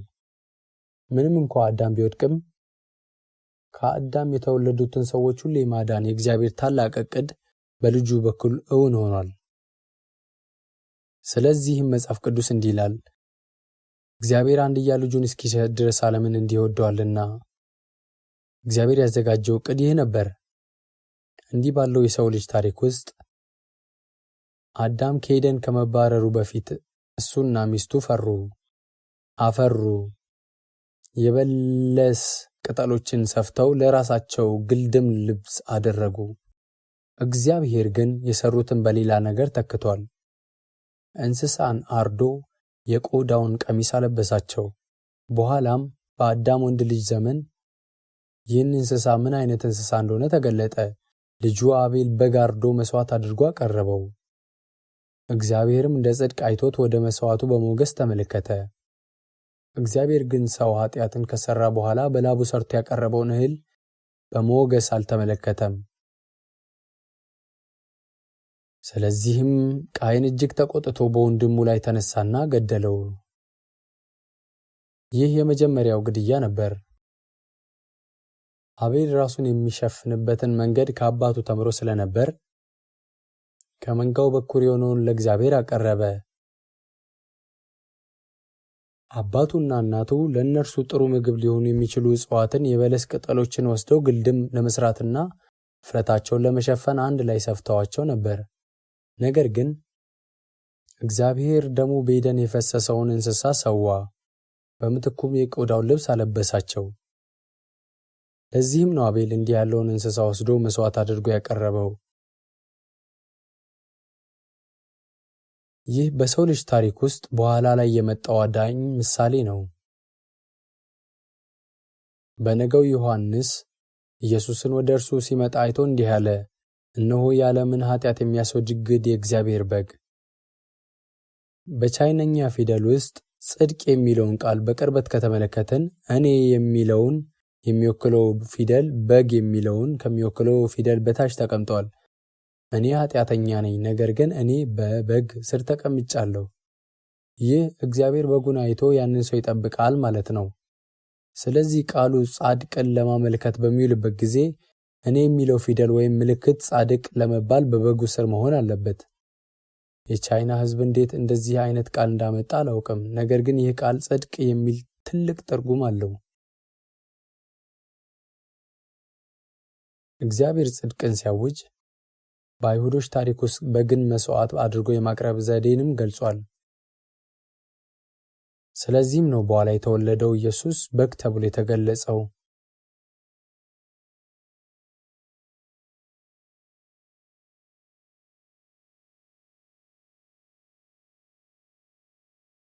በሚቀጥሉት ትውልዶች የተወለዱት ሰዎች ኃጢአት መስራታቸውን፣ ችግር መፍጠራቸውን፣ ጠማማ አስተሳሰባቸውን ቀጠሉ። ያለማቋረጥም ኃጢአትን ሰሩ። ምድርም ተጨናነቀች። ይህ የሆነው የተባረረው የሰው ልጅ ብዙ ልጆችን ወልዶ እጅግ በመብዛቱ ነው። በጣም ብዙ ልጆች ተወለዱ። ስንት ተወለዱ? በዚያን ጊዜ አንድ ሰው ቢያንስ 600 ወይም 700 ያህል ዓመታት ይኖር ነበር። አሁን የዚያን ያህል ረጅም ጊዜ መኖር እንችላለንን? ይህ ዛሬ ላይ አይቻልም፣ ምክንያቱም አየሩ ተበክሏል፣ መሬቱ ተበክሏል፣ እንደ አሲዳማ ዝናብ ያሉ ነገሮች አሉ። በሕይወትም ውስጥ ሁሉም ነገር የተወሳሰበ ሆኗል። ነገር ግን ከረጅም ጊዜ በፊት ዓለም ከብክለት ነፃ በነበረችበት ዘመን በጣም የራቀ ኢንፍራሬድ ብርሃን ብቻ በምድር ላይ በሚያበራበት ዘመን ምናልባትም ብትታመሙ ማድረግ ያለባችሁ ነገር ቢኖር በአለት ድንጋይ ላይ መቀመጥ ብቻ ነበር። ከዚያ ይሻላችኋል። በእነዚያ ጊዜያት ሰዎች በጣም ረጅም ጊዜ ዕድሜ ይኖሩ ነበር። ነገር ግን የሚገርመው ሁሉም የሰዎች አስተሳሰብና የአእምሮ ሁኔታ በእግዚአብሔር ዓይን ዘንድ 0 ነጥብ ነበራቸው። ወደ ኦሪት ዘፍጥረት ምዕራፍ 6 እንሸጋገር።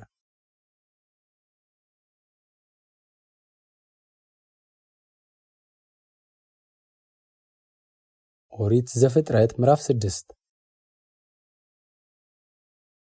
ኦሪት ዘፍጥረት ምዕራፍ 6 ከቁጥር 5 ጀምሮ እናንብብ።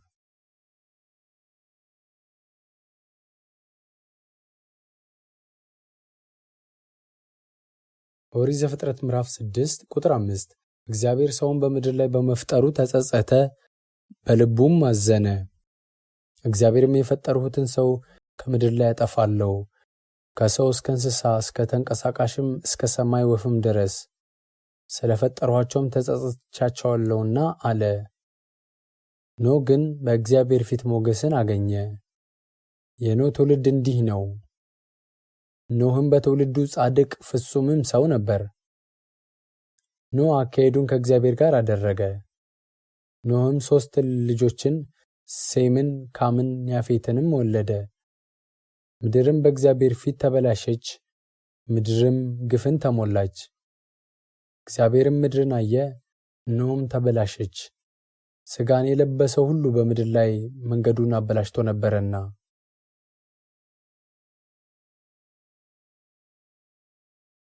ፍርዱ እነዚህን ሰዎች እየጠበቀ ነበር። የእነዚህ ሰዎች የሐሳባቸው ዝንባሌ ሁልጊዜ ክፉ ነበር። ስለዚህ በቁጥር 6 ላይ እግዚአብሔርም ሰውን በምድር ላይ በመፍጠሩ ተጸጸተ ይላል። በቁጥር 7 ላይ ደግሞ እንዲህ ይላል፣ እግዚአብሔርም አለ የፈጠርሁትን ሰው ከምድር ላይ አጠፋለሁ። እግዚአብሔር ሰውን ከምድር ላይ እንደሚያጠፋ ተናግሯል። በምንስ አጠፋቸዋለሁ አለ? በውሃ። እግዚአብሔር እነርሱን የረገመበት የመጀመሪያው መንገድ ይህ ነበር። ኖህ በዘመኑ ከነበሩት ሰዎች መካከል ፍጹም የነበረ ሰው ነበር። ሴም፣ ካም እና ያፌት የሚባሉ 3 ወንድ ልጆችም ነበሩት።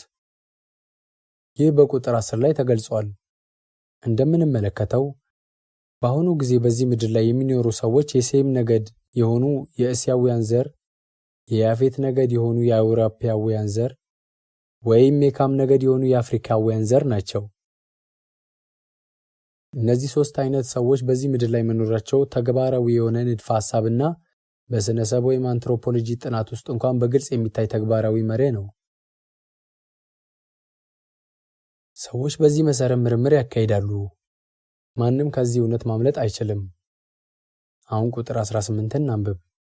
ቃል ኪዳኔንም ካንተ ጋር አቆማለሁ፣ ወደ መርከብም አንተ ልጆችንና ሚስትን የልጆችንም ሚስቶች ይዘህ ትገባለህ።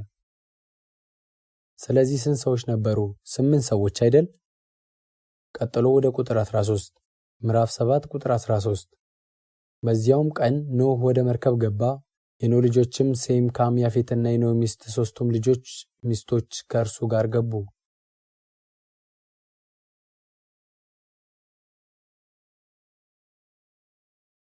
በኮሪያ ቋንቋ አርክ የሚለው ቃል የ2 ፊደላት ወይም ምልክቶች ጥምረት ሲሆን ከመካከላቸው አንዱ መርከብ ማለት ነው። ሰዎቹ ወደዚያ መርከብ ገቡ። በዛን ጊዜ መርከቡ ሰፊ እንዲሆን ተደርጎ የተሰራና ከ4 ማዕዘን ቅርጽ ጋር የሚመሳሰል ቅርጽ ያለው ነበር። አሁን እንኳን ትልልቆቹን አውሮፕላን አጓጓዥ መርከቦችን ብንመለከት ውሃውን እየሰነጠቀ ከሚሄደው ከመርከቡ የፊት ክፍል በስተቀር ቀሪው የመርከቡ የታችኛው ክፍል በዚህ መርከብ ቅርጽ የሚሰራ ነው። ከ4 ማዕዘን ጋር የሚመሳሰል ቅርጽ ያለው ነው። ስለዚህ በኮሪያ ቋንቋ አርክ የሚለው ቃል የሚጠቀመው ምልክት መርከብን የሚገልጽ ምልክት ነው። ስለዚህ እዚህ ቁጥር 13 ላይ እንዲህ ይላል፣ በዚያውም ቀን ኖህ ወደ መርከብ ገባ፣ የኖህ ልጆችም ሴም፣ ካም፣ ያፌትና የኖህ ሚስት 3ቱም የልጆቹ ሚስቶች ከእርሱ ጋር ገቡ።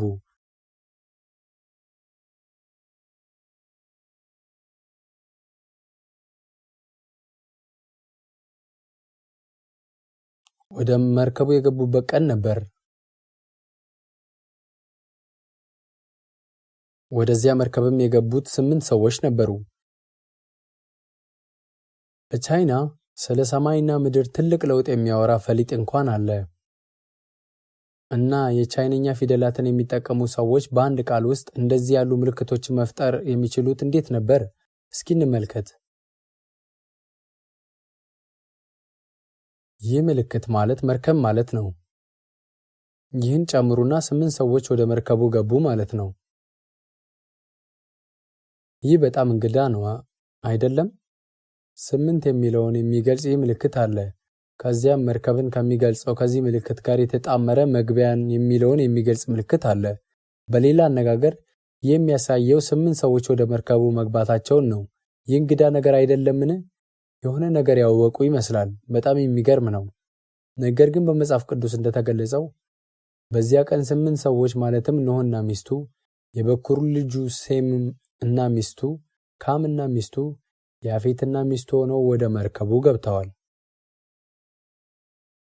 በእነዚህ ሰዎች አማካኝነት በዚህ ምድር ላይ ያለ የሰው ልጆች መብዛት ጀመሩ። ይህም ከታላቁ የጥፋት ውሃ በኋላ የሆነ ነው። ይህ መርከብ በአሁኑ ጊዜ በኢራን ውስጥ በሚገኙ በአራራት ተራራ መሃል ላይ ለሰዎች ለመውጣት አስቸጋሪ በሆነ የበረዶ ግግር ውስጥ ተቀብሮ ይገኛል። ከጎፈር እንጨት የተሰራው የዚህ መርከብ ጥጉ አልፎ አልፎ ሊታይ ይችላል። ሌላው ቀርቶ ከዛ መርከብ ላይ የተቆረጠ እንጨት በመያዝ በተለያዩ ሀገራት እየዞረ ትምህርት የሚሰጥ ሰው አለ። መርከቡ በዚያ እንደቀረ ይነገራል። ከረጅም ጊዜ በፊት ይህ ትልቅ ለውጥ በሰማይና በምድር ሲከሰት ውሃ ምድርን በሙሉ ሸፈነ። በዚያን ጊዜ በመርከቡ ላይ የነበሩት እንስሳት ዝርያዎች ከመርከቡ ወርደው አደጉና ተባዙ። ከጥፋት ውሃ በኋላ ሰዎች ስጋና አትክልት እንዲበሉ ከእግዚአብሔር ፍቃድ ተሰጣቸው።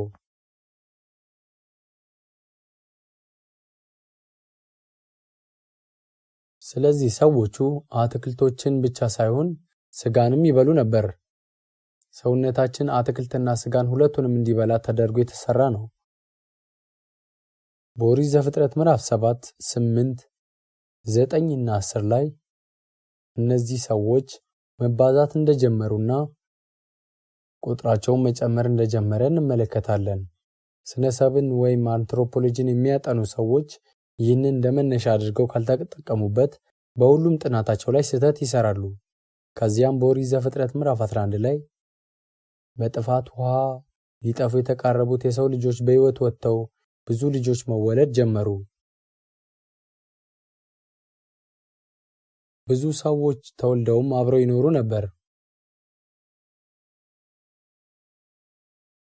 እነዚህ ሰዎች ከቅድመ አያቶቻቸው እንደሰሙት አፈ ታሪክ ከሆነ እና በተነገረው ታሪክ መሰረት ቁጥር ስፍር የሌላቸው ቅድመ አያቶቻቸው በጥፋት ውሃ ሰጥመዋል።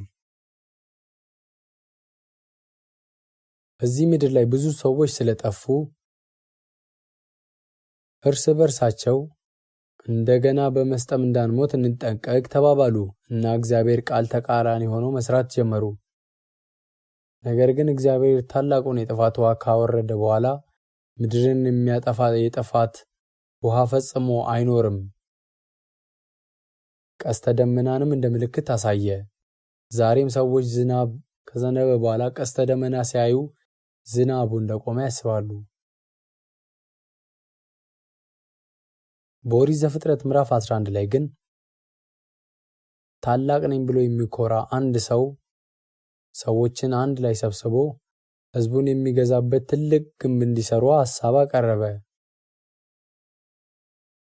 እንዳንበታተን በዚያ እንሰባሰብ። ስለዚህ የባቢሎንን ግንብ መስራት ጀመሩ።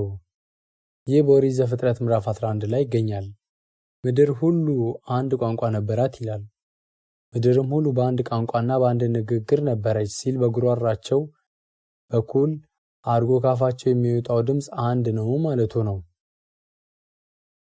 ሰዎች አንድ ወጥ የሆነ ንግግር ነበራቸው። ነገር ግን ይህ ቋንቋቸው ተደበላለቀ እና የባቢሎን ግንብ ግንባታም ተቋረጠ። ይህ የሆነው በሰናዖር ምድር በአሁኗ ኢራቅ ደቡባዊ ክፍል ነበር። ይህ ክስተት የተከሰተው እዚህ ቦታ ላይ ነበር። ይህ እንግዳ የሆነ ነገር አይደለምን? ተመሳሳይ ቋንቋ የማይናገሩና እያንዳንዳቸው ከተለያዩ ሀገሮች የመጡ ልጆች እንኳን ማም ማለት እናት መሆኑና ፓፓ ወይም አፓማ የሚለው ደግሞ አባት እንደሚያመለክት ይገነዘባሉ። ስለዚህ በታሪክ መጀመሪያ ዘመን ሰዎች አንድ ቋንቋ ብቻ ነበራቸው ይባላል እና ቋንቋው በዓመታት ውስጥ በትንሹ ሲቀያየር ሰዎች የማይረዱት የቃላትና የቋንቋዎች ልዩነት መምጣት ጀመረ። ምዕራፍ 11 ቁጥር 1 ምድርም ሁሉ በአንድ ቋንቋና በአንድ ንግግር ነበረች። ከምስራቅም ተነስተው በሄዱ ጊዜ በሰናዖር ምድር አንድ ሜዳ አገኙ። በዚያም ተቀመጡ። እርስ በርሳቸውም ኑ ጡብ እንስራ፣ በእሳትም እንተኩሰው ተባባሉ። ጡቡም እንደ ድንጋይ ሆነላቸው፣ የምድርም ዝፋት እና ጭቃ ሆነችላቸው። እንዲህም ኑ ለእኛ ከተማና ራሱ ወደ ሰማይ የሚደርስ ግንብ እንስራ፣ በምድርም ላይ ሳንበታተን ስማችንን እናስጠራው አሉ። እግዚአብሔርም የአዳም ልጆች የሰሩትን ከተማና ግንብ ለማየት ወረደ። እግዚአብሔርም አለ፣ እነሆ እነርሱ አንድ ወገን ናቸው፣ ለሁሉም አንድ ቋንቋ አላቸው። ይህንም ለማድረግ ጀመሩ።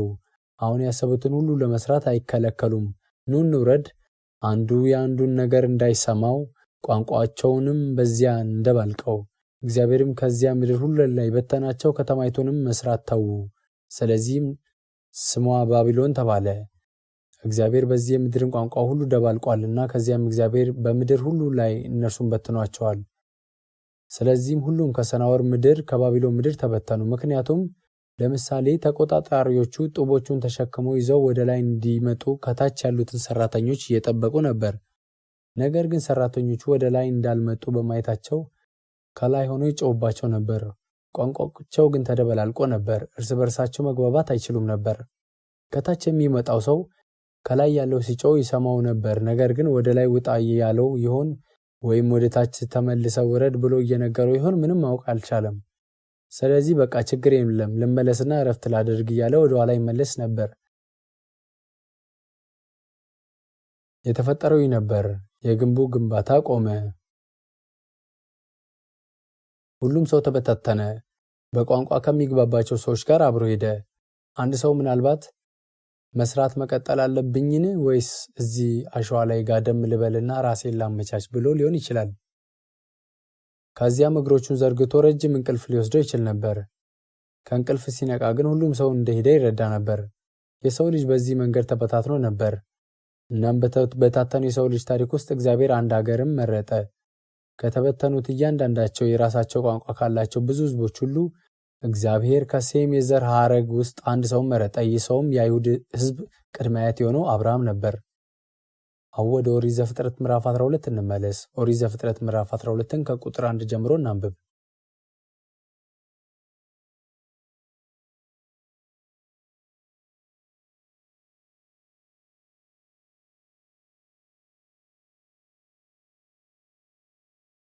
እግዚአብሔርም አብርሃምን አለው፣ ከአገርህ ከዘመዶችም ከአባትም ቤት ተለይተህ እኔ ወደማሳይ ምድር ውጣ።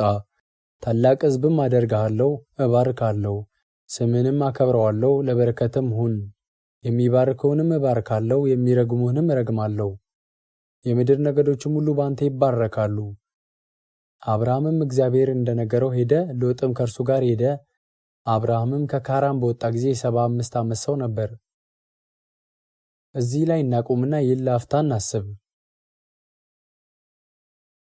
እግዚአብሔር እንዲህ ሲል አዘዘ፣ ከአገርህ ከዘመዶችም ከአባትም ቤት ተለይተህ እኔ ወደማሳይ ምድር ውጣ። አብርሃምም የእግዚአብሔርን ትእዛዝ ለመጀመሪያ ጊዜ በከላዳውያን ኡር ሰማ። ይህም የአብርሃም የትውልድ ከተማ ነበር። አይሁዶች ከሌሎች አገሮች አፈ ታሪክ በጣም የተለየ ዝርያ አላቸው። አይሁዶች ስለ ዘራቸው አመጣጥ አንዳንድ እንግዳ ታሪኮችን እየፈጠሩ የሆነ አንድ ነገር ቅድመ አያታችንን ወለደ እያሉ እንዲህ ያሉ ነገሮችን አይናገሩም። ወይም ቅድመ አያታችን ከሰማይ መጣ አይሉም።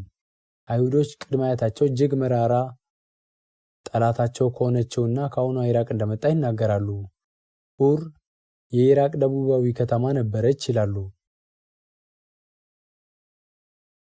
አብርሃም የከሊዳውያንን ኡርን ትቶ ወደዚያች ሀገር በእርጅና ዕድሜው መጣ።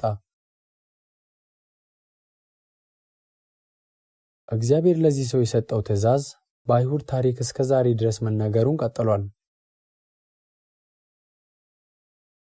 አብርሃምም ወደ ምድሪቱ በገባ ጊዜ እግዚአብሔር በቁጥር 2 ላይ እንደተገለጸው እንዲህ አለው፣ ታላቅ ሕዝብም አደርግሃለሁ፣ እባርክሃለሁ፣ ስምህንም አከብረዋለሁ፣ ለበረከትም ሁን። የሚባርኩንም እባርካለሁ፣ የሚረግሙንም እረግማለሁ። የምድር ነገዶችም ሁሉ ባንተ ይባረካሉ። አምላክ የምድር ሕዝቦች ሁሉ ማለትም የሰው ዘር በሙሉ በአብርሃም በኩል እንደሚባረኩ ተናግሯል።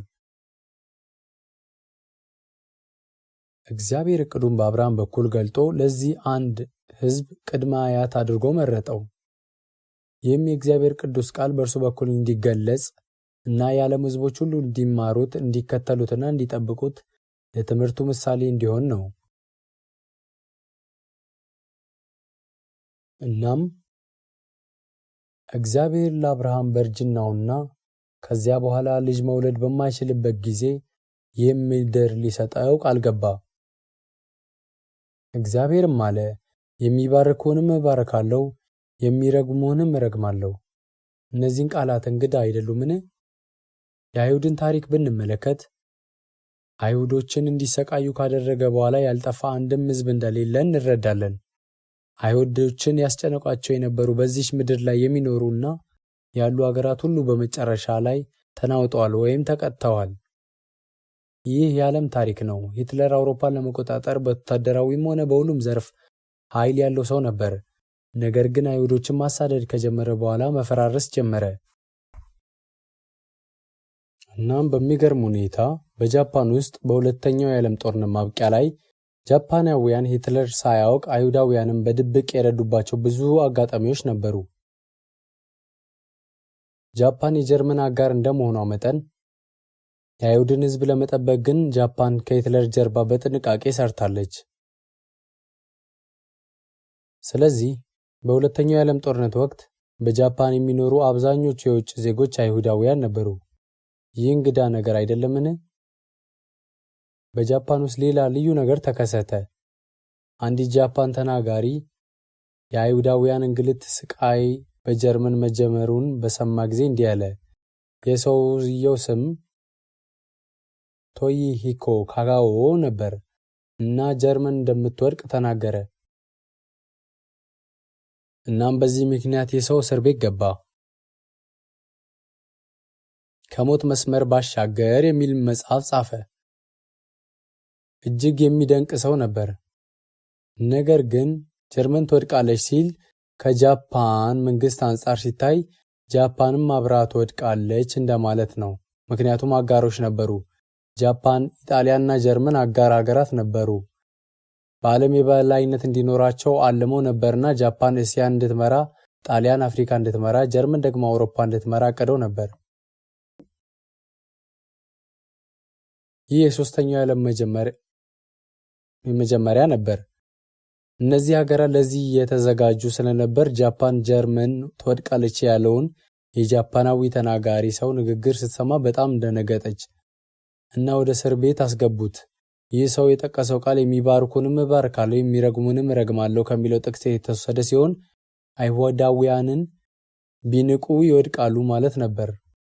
ነገር ግን በጣም የሚገርመው በአይሁድ ታሪክ መጀመሪያ ላይ እግዚአብሔር ለአብርሃም በሸመገለ በደከመና ምንም ተስፋ በሌለው ጊዜ ይህንን ቃል ኪዳን ገባ። ይህ እንግዳ ነገር አይደለምን? ለዚህ የአይሁዶች ቅድመ አያት የሆነው አብርሃም ኦሪት ዘፍጥረት ምዕራፍ 13ን እናንብብ። ወደ እሱ ከገለጣችሁ ኦሪት ዘፍጥረት ምዕራፍ 13 ቁጥር 14ን እናንብብ። ሎጥ ከተለየው በኋላም እግዚአብሔር አብርሃምን አለው፣ ዓይንህን አንሳና አንተ ካለህበት ስፍራ ወደ ሰሜንና ወደ ደቡብ፣ ወደ ምስራቅና ወደ ምዕራብ እይ። የምታያትን ምድር ሁሉ ለአንተና ለዘርህ ለዘላለም እሰጣለሁና ዘርህንም እንደ ምድር አሸዋ አደርጋለሁ። የምድርን አሸዋን ይቆጥር ዘንድ የሚችል ሰው ቢኖር ዘርህ ደግሞ ይቆጠራል። ተነሳ፣ በምድር በርዝመቷም በስፋቷም ሂድ፣ እርሷን ለአንተ እሰጣለሁና። እስከ ቁጥር 17 ድረስ ያነበብነው እርሱ እንዲህ አለ፣ ተነሳ፣ በምድር በርዝመቷም በስፋቷም ሂድ፣ በምድር በርዝመቷም በስፋቷም ሂድና ድንበሮቹን ተመልከት። ለዘርህ ለአንተና ለዘርህ እሰጣለሁ። አብርሃምም ምንም ልጅ አልነበረውም።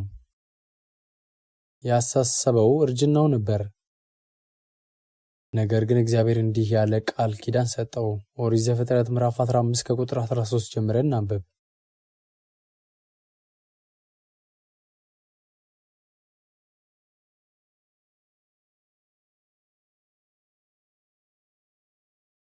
ኦሪት ዘፍጥረት ምዕራፍ 15 ቁጥር 13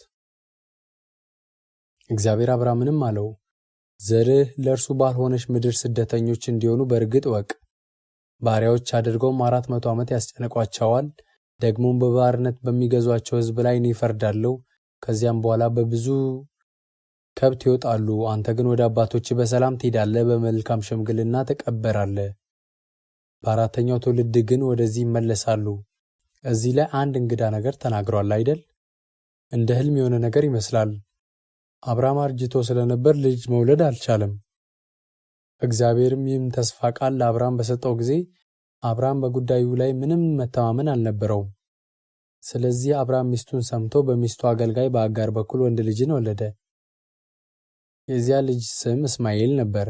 አሁን ላይ እንኳን ከአረብ ሀገራት መሪዎችና ታዋቂ ሰዎች መካከል እስማኤል የሚል ስም ያላቸው ቁጥራቸው ቀላል የማይባሉ ሰዎች አሉ።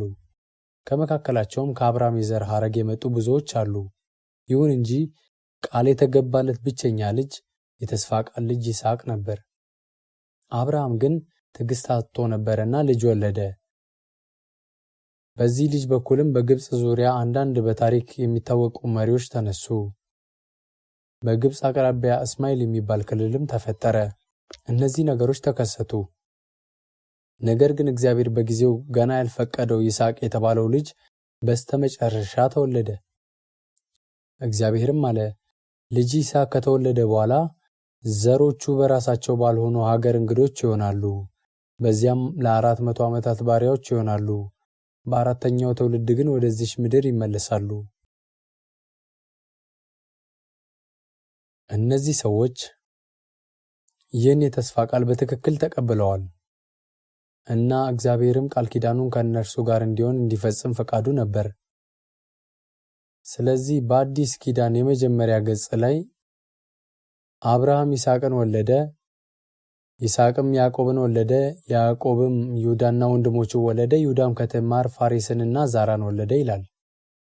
በዚህ የዘር ሐረግ ተዋረድ ውስጥ አብርሃም ይስሐቅን ወለደ፣ ይስሐቅም ልጆችን ወለደ። እነርሱም መንታ ነበሩ፣ ኤሳው ከዚያም ያዕቆብን ተወለዱ።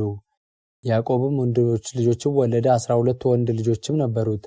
ከብዙ ሴቶች የተወለዱ 12 ወንድ ልጆች ነበሩት።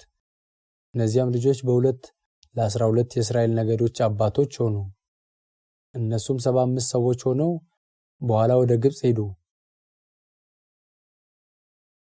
የያዕቆብ 11ኛው ልጅ የሆነው ዮሴፍ ወደ ግብፅ ሄዶ አንድ ትልቅ ስልጣንን ለመያዝ በቻለ ጊዜ ያዕቆብ ልጁን ለማግኘት ወደዚያ ሄደ። በዚያም ያዕቆብ ሞቷል ብሎ ያሰበው ልጁን አገኘው።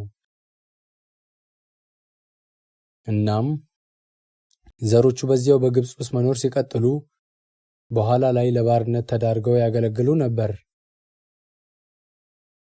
ስለዚህ በዚያ እየኖሩ በነበሩ ጊዜ ማምለጥ የሚችሉበት አንድ አጋጣሚ ተፈጠረ። ይህ ዘጸአት ወይም መውጣት በመባል የሚታወቀው የከበረው ማምለጥ ወይም መውጣት ነበር። አይሁዶች በግብፅ በነበሩበት ጊዜ በእርግጥ በዛን ጊዜ አይሁዳውያን ይባሉ ነበር ልንል አንችልም። ያኔ የእስራኤል ሰዎች ነበሩ፣ የእስራኤል ሕዝብ። የያዕቆብም ስም እስራኤል ነበር። ዘሩም በአራተኛው ትውልድ ከግብፅ ወጣ። ከግብፅ ለማምለጥ የቻሉት በሙሴ አማካኝነት ነበር። ይህ ታሪካዊ ክስተት ለእስራኤል መነሳት የመጀመሪያ ዝግጅት ነበር። ይህ የእግዚአብሔር ዕቅድ ነበር። እግዚአብሔር በአራተኛው ትውልድ ወደ ምድራቸው እንደሚመለሱ ቃል ገብቷል። እናም በትክክል ቃል በገባው መሰረት ተከናወነ። ሁላችንም ወደ ኦሪት ዘጸአት ምዕራፍ 12 እንሂድ። ኦሪት ዘጸአት ምዕራፍ 12 ቁጥር 40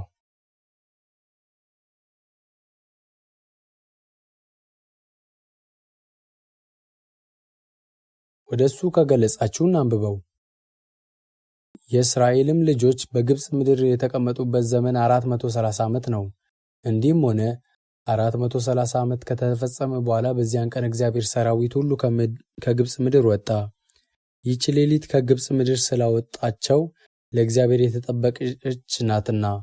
ይህች ሌሊት በእስራኤል ልጆች ሁሉ ዘንድ እስከ ልጅ ልጃቸው ድረስ ለእግዚአብሔር የተጠበቀች ናት። በአራተኛው ትውልድ የእስራኤል ሕዝብ ከግብፅ ምድር መሸሽ ጀመሩ። ቀይ ባሕርን ተሻገሩና የሚገቡበት የይሁዳ ምድር ለአባቶቻቸው ቃል የተገባላቸው ምድር ነበር። እንዲሁም የፍልስጤም ተወላጆች ይኖሩበት የነበረው ምድር ነው።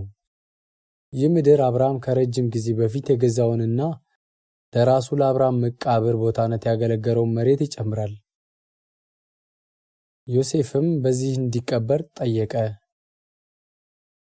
ስለዚህ ትውልዶቹ እንደጠየቀው አደረጉለት። ስለዚህ ከግብፅ የወጡ አይሁዶች ወደ ከነዓን ምድር ለመግባት ያደረጉት ሂደት ውስጥ 40 ዓመታትን ወስዶ እየተንከራተቱ ከሌሎች አገራትና ሕዝቦች ጋር ይዋጉ ነበር። ይህ በምድረ በዳ ያሳለፉት 40 ዓመት ነበረ።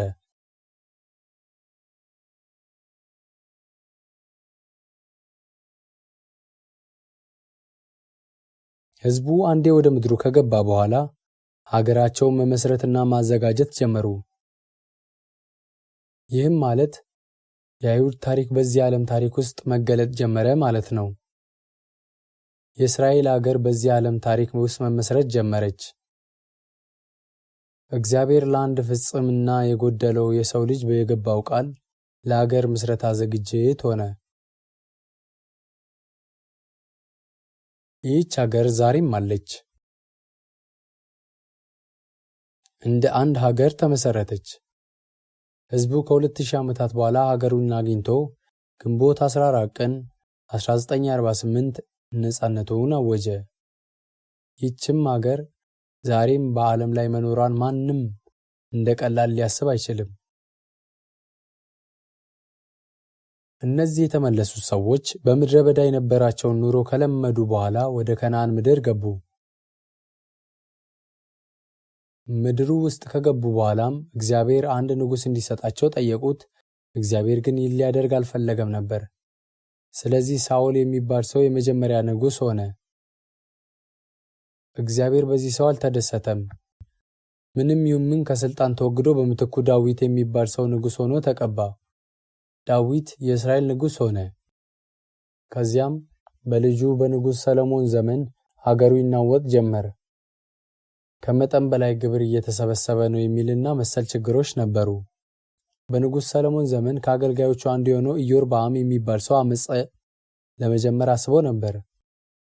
የሰሎሞን ልጅ ሮብዓም በነገሰ ጊዜ ሕዝቡ የግብርና ሌሎች ጉዳዮችን አቀርበው ተማጸኑት።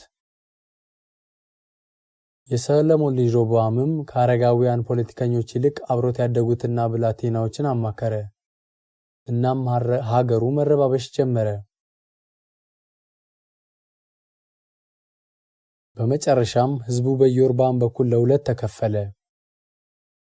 በደቡብ ይሁዳና በሰሜን እስራኤል ተብሎ ተከፈለ።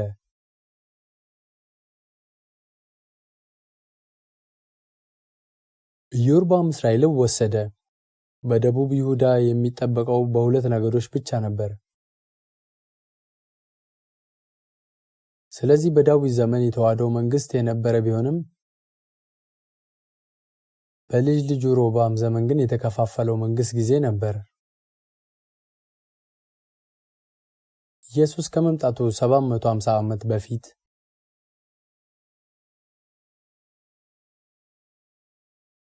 የእስራኤል መንግስት ሰዎች ተማርከው ነበር። ከዚያም ከ100 ዓመት በኋላ የይሁዳ ሰዎች ተማረኩ። ስለዚህ መንግስታቱ በዚህ መንገድ ተናወጡ።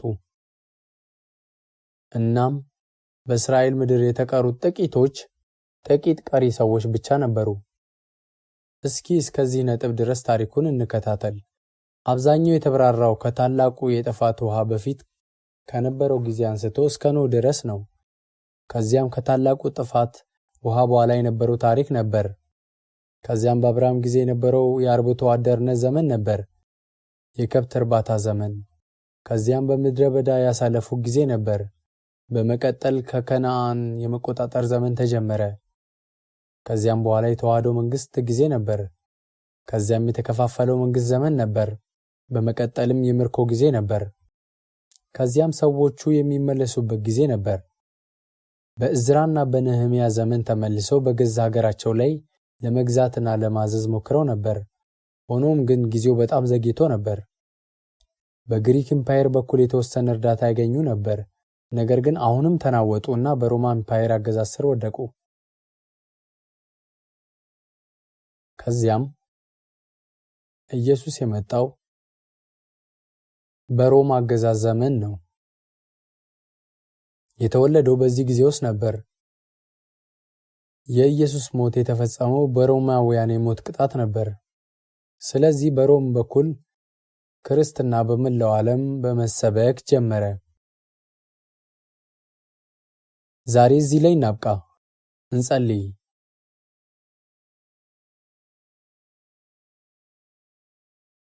እግዚአብሔር ሆይ እናመሰግንሃለን። አንተ ያቀድከውን የዚህን ዓለም ታሪክ ሂደት ለማየት ከሁሉም ሰዎች መካከል እኛ እድሉን ስላገኘን ከልብ እናመሰግናለን። የዚህ አንተ የፈጠርከው አንተ የምትመራው ታሪክ አካል መሆናችንን ደግመን ስናይ በእውነቱ ይህ የሆነው በአንተ እርዳታ እጅ እንደሆነ እናውቃለን። ጌታ ሆይ እባክህ በዚህ ታሪክ ውስጥ ሕይወታችንን ባለማወቅ እንዳንኖር እርዳን። የመጽሐፍ ቅዱስ ቃላት የአንተ ቃላት በኃይል ማስተዋልን ይሰጡን ዘንድ እባክህ ጥበብን ስጠን። የቀረውን ጊዜያችንን በጌታ በኢየሱስ እጅ እንተዋለን። በኢየሱስ ስም ጸለይን። አሜን።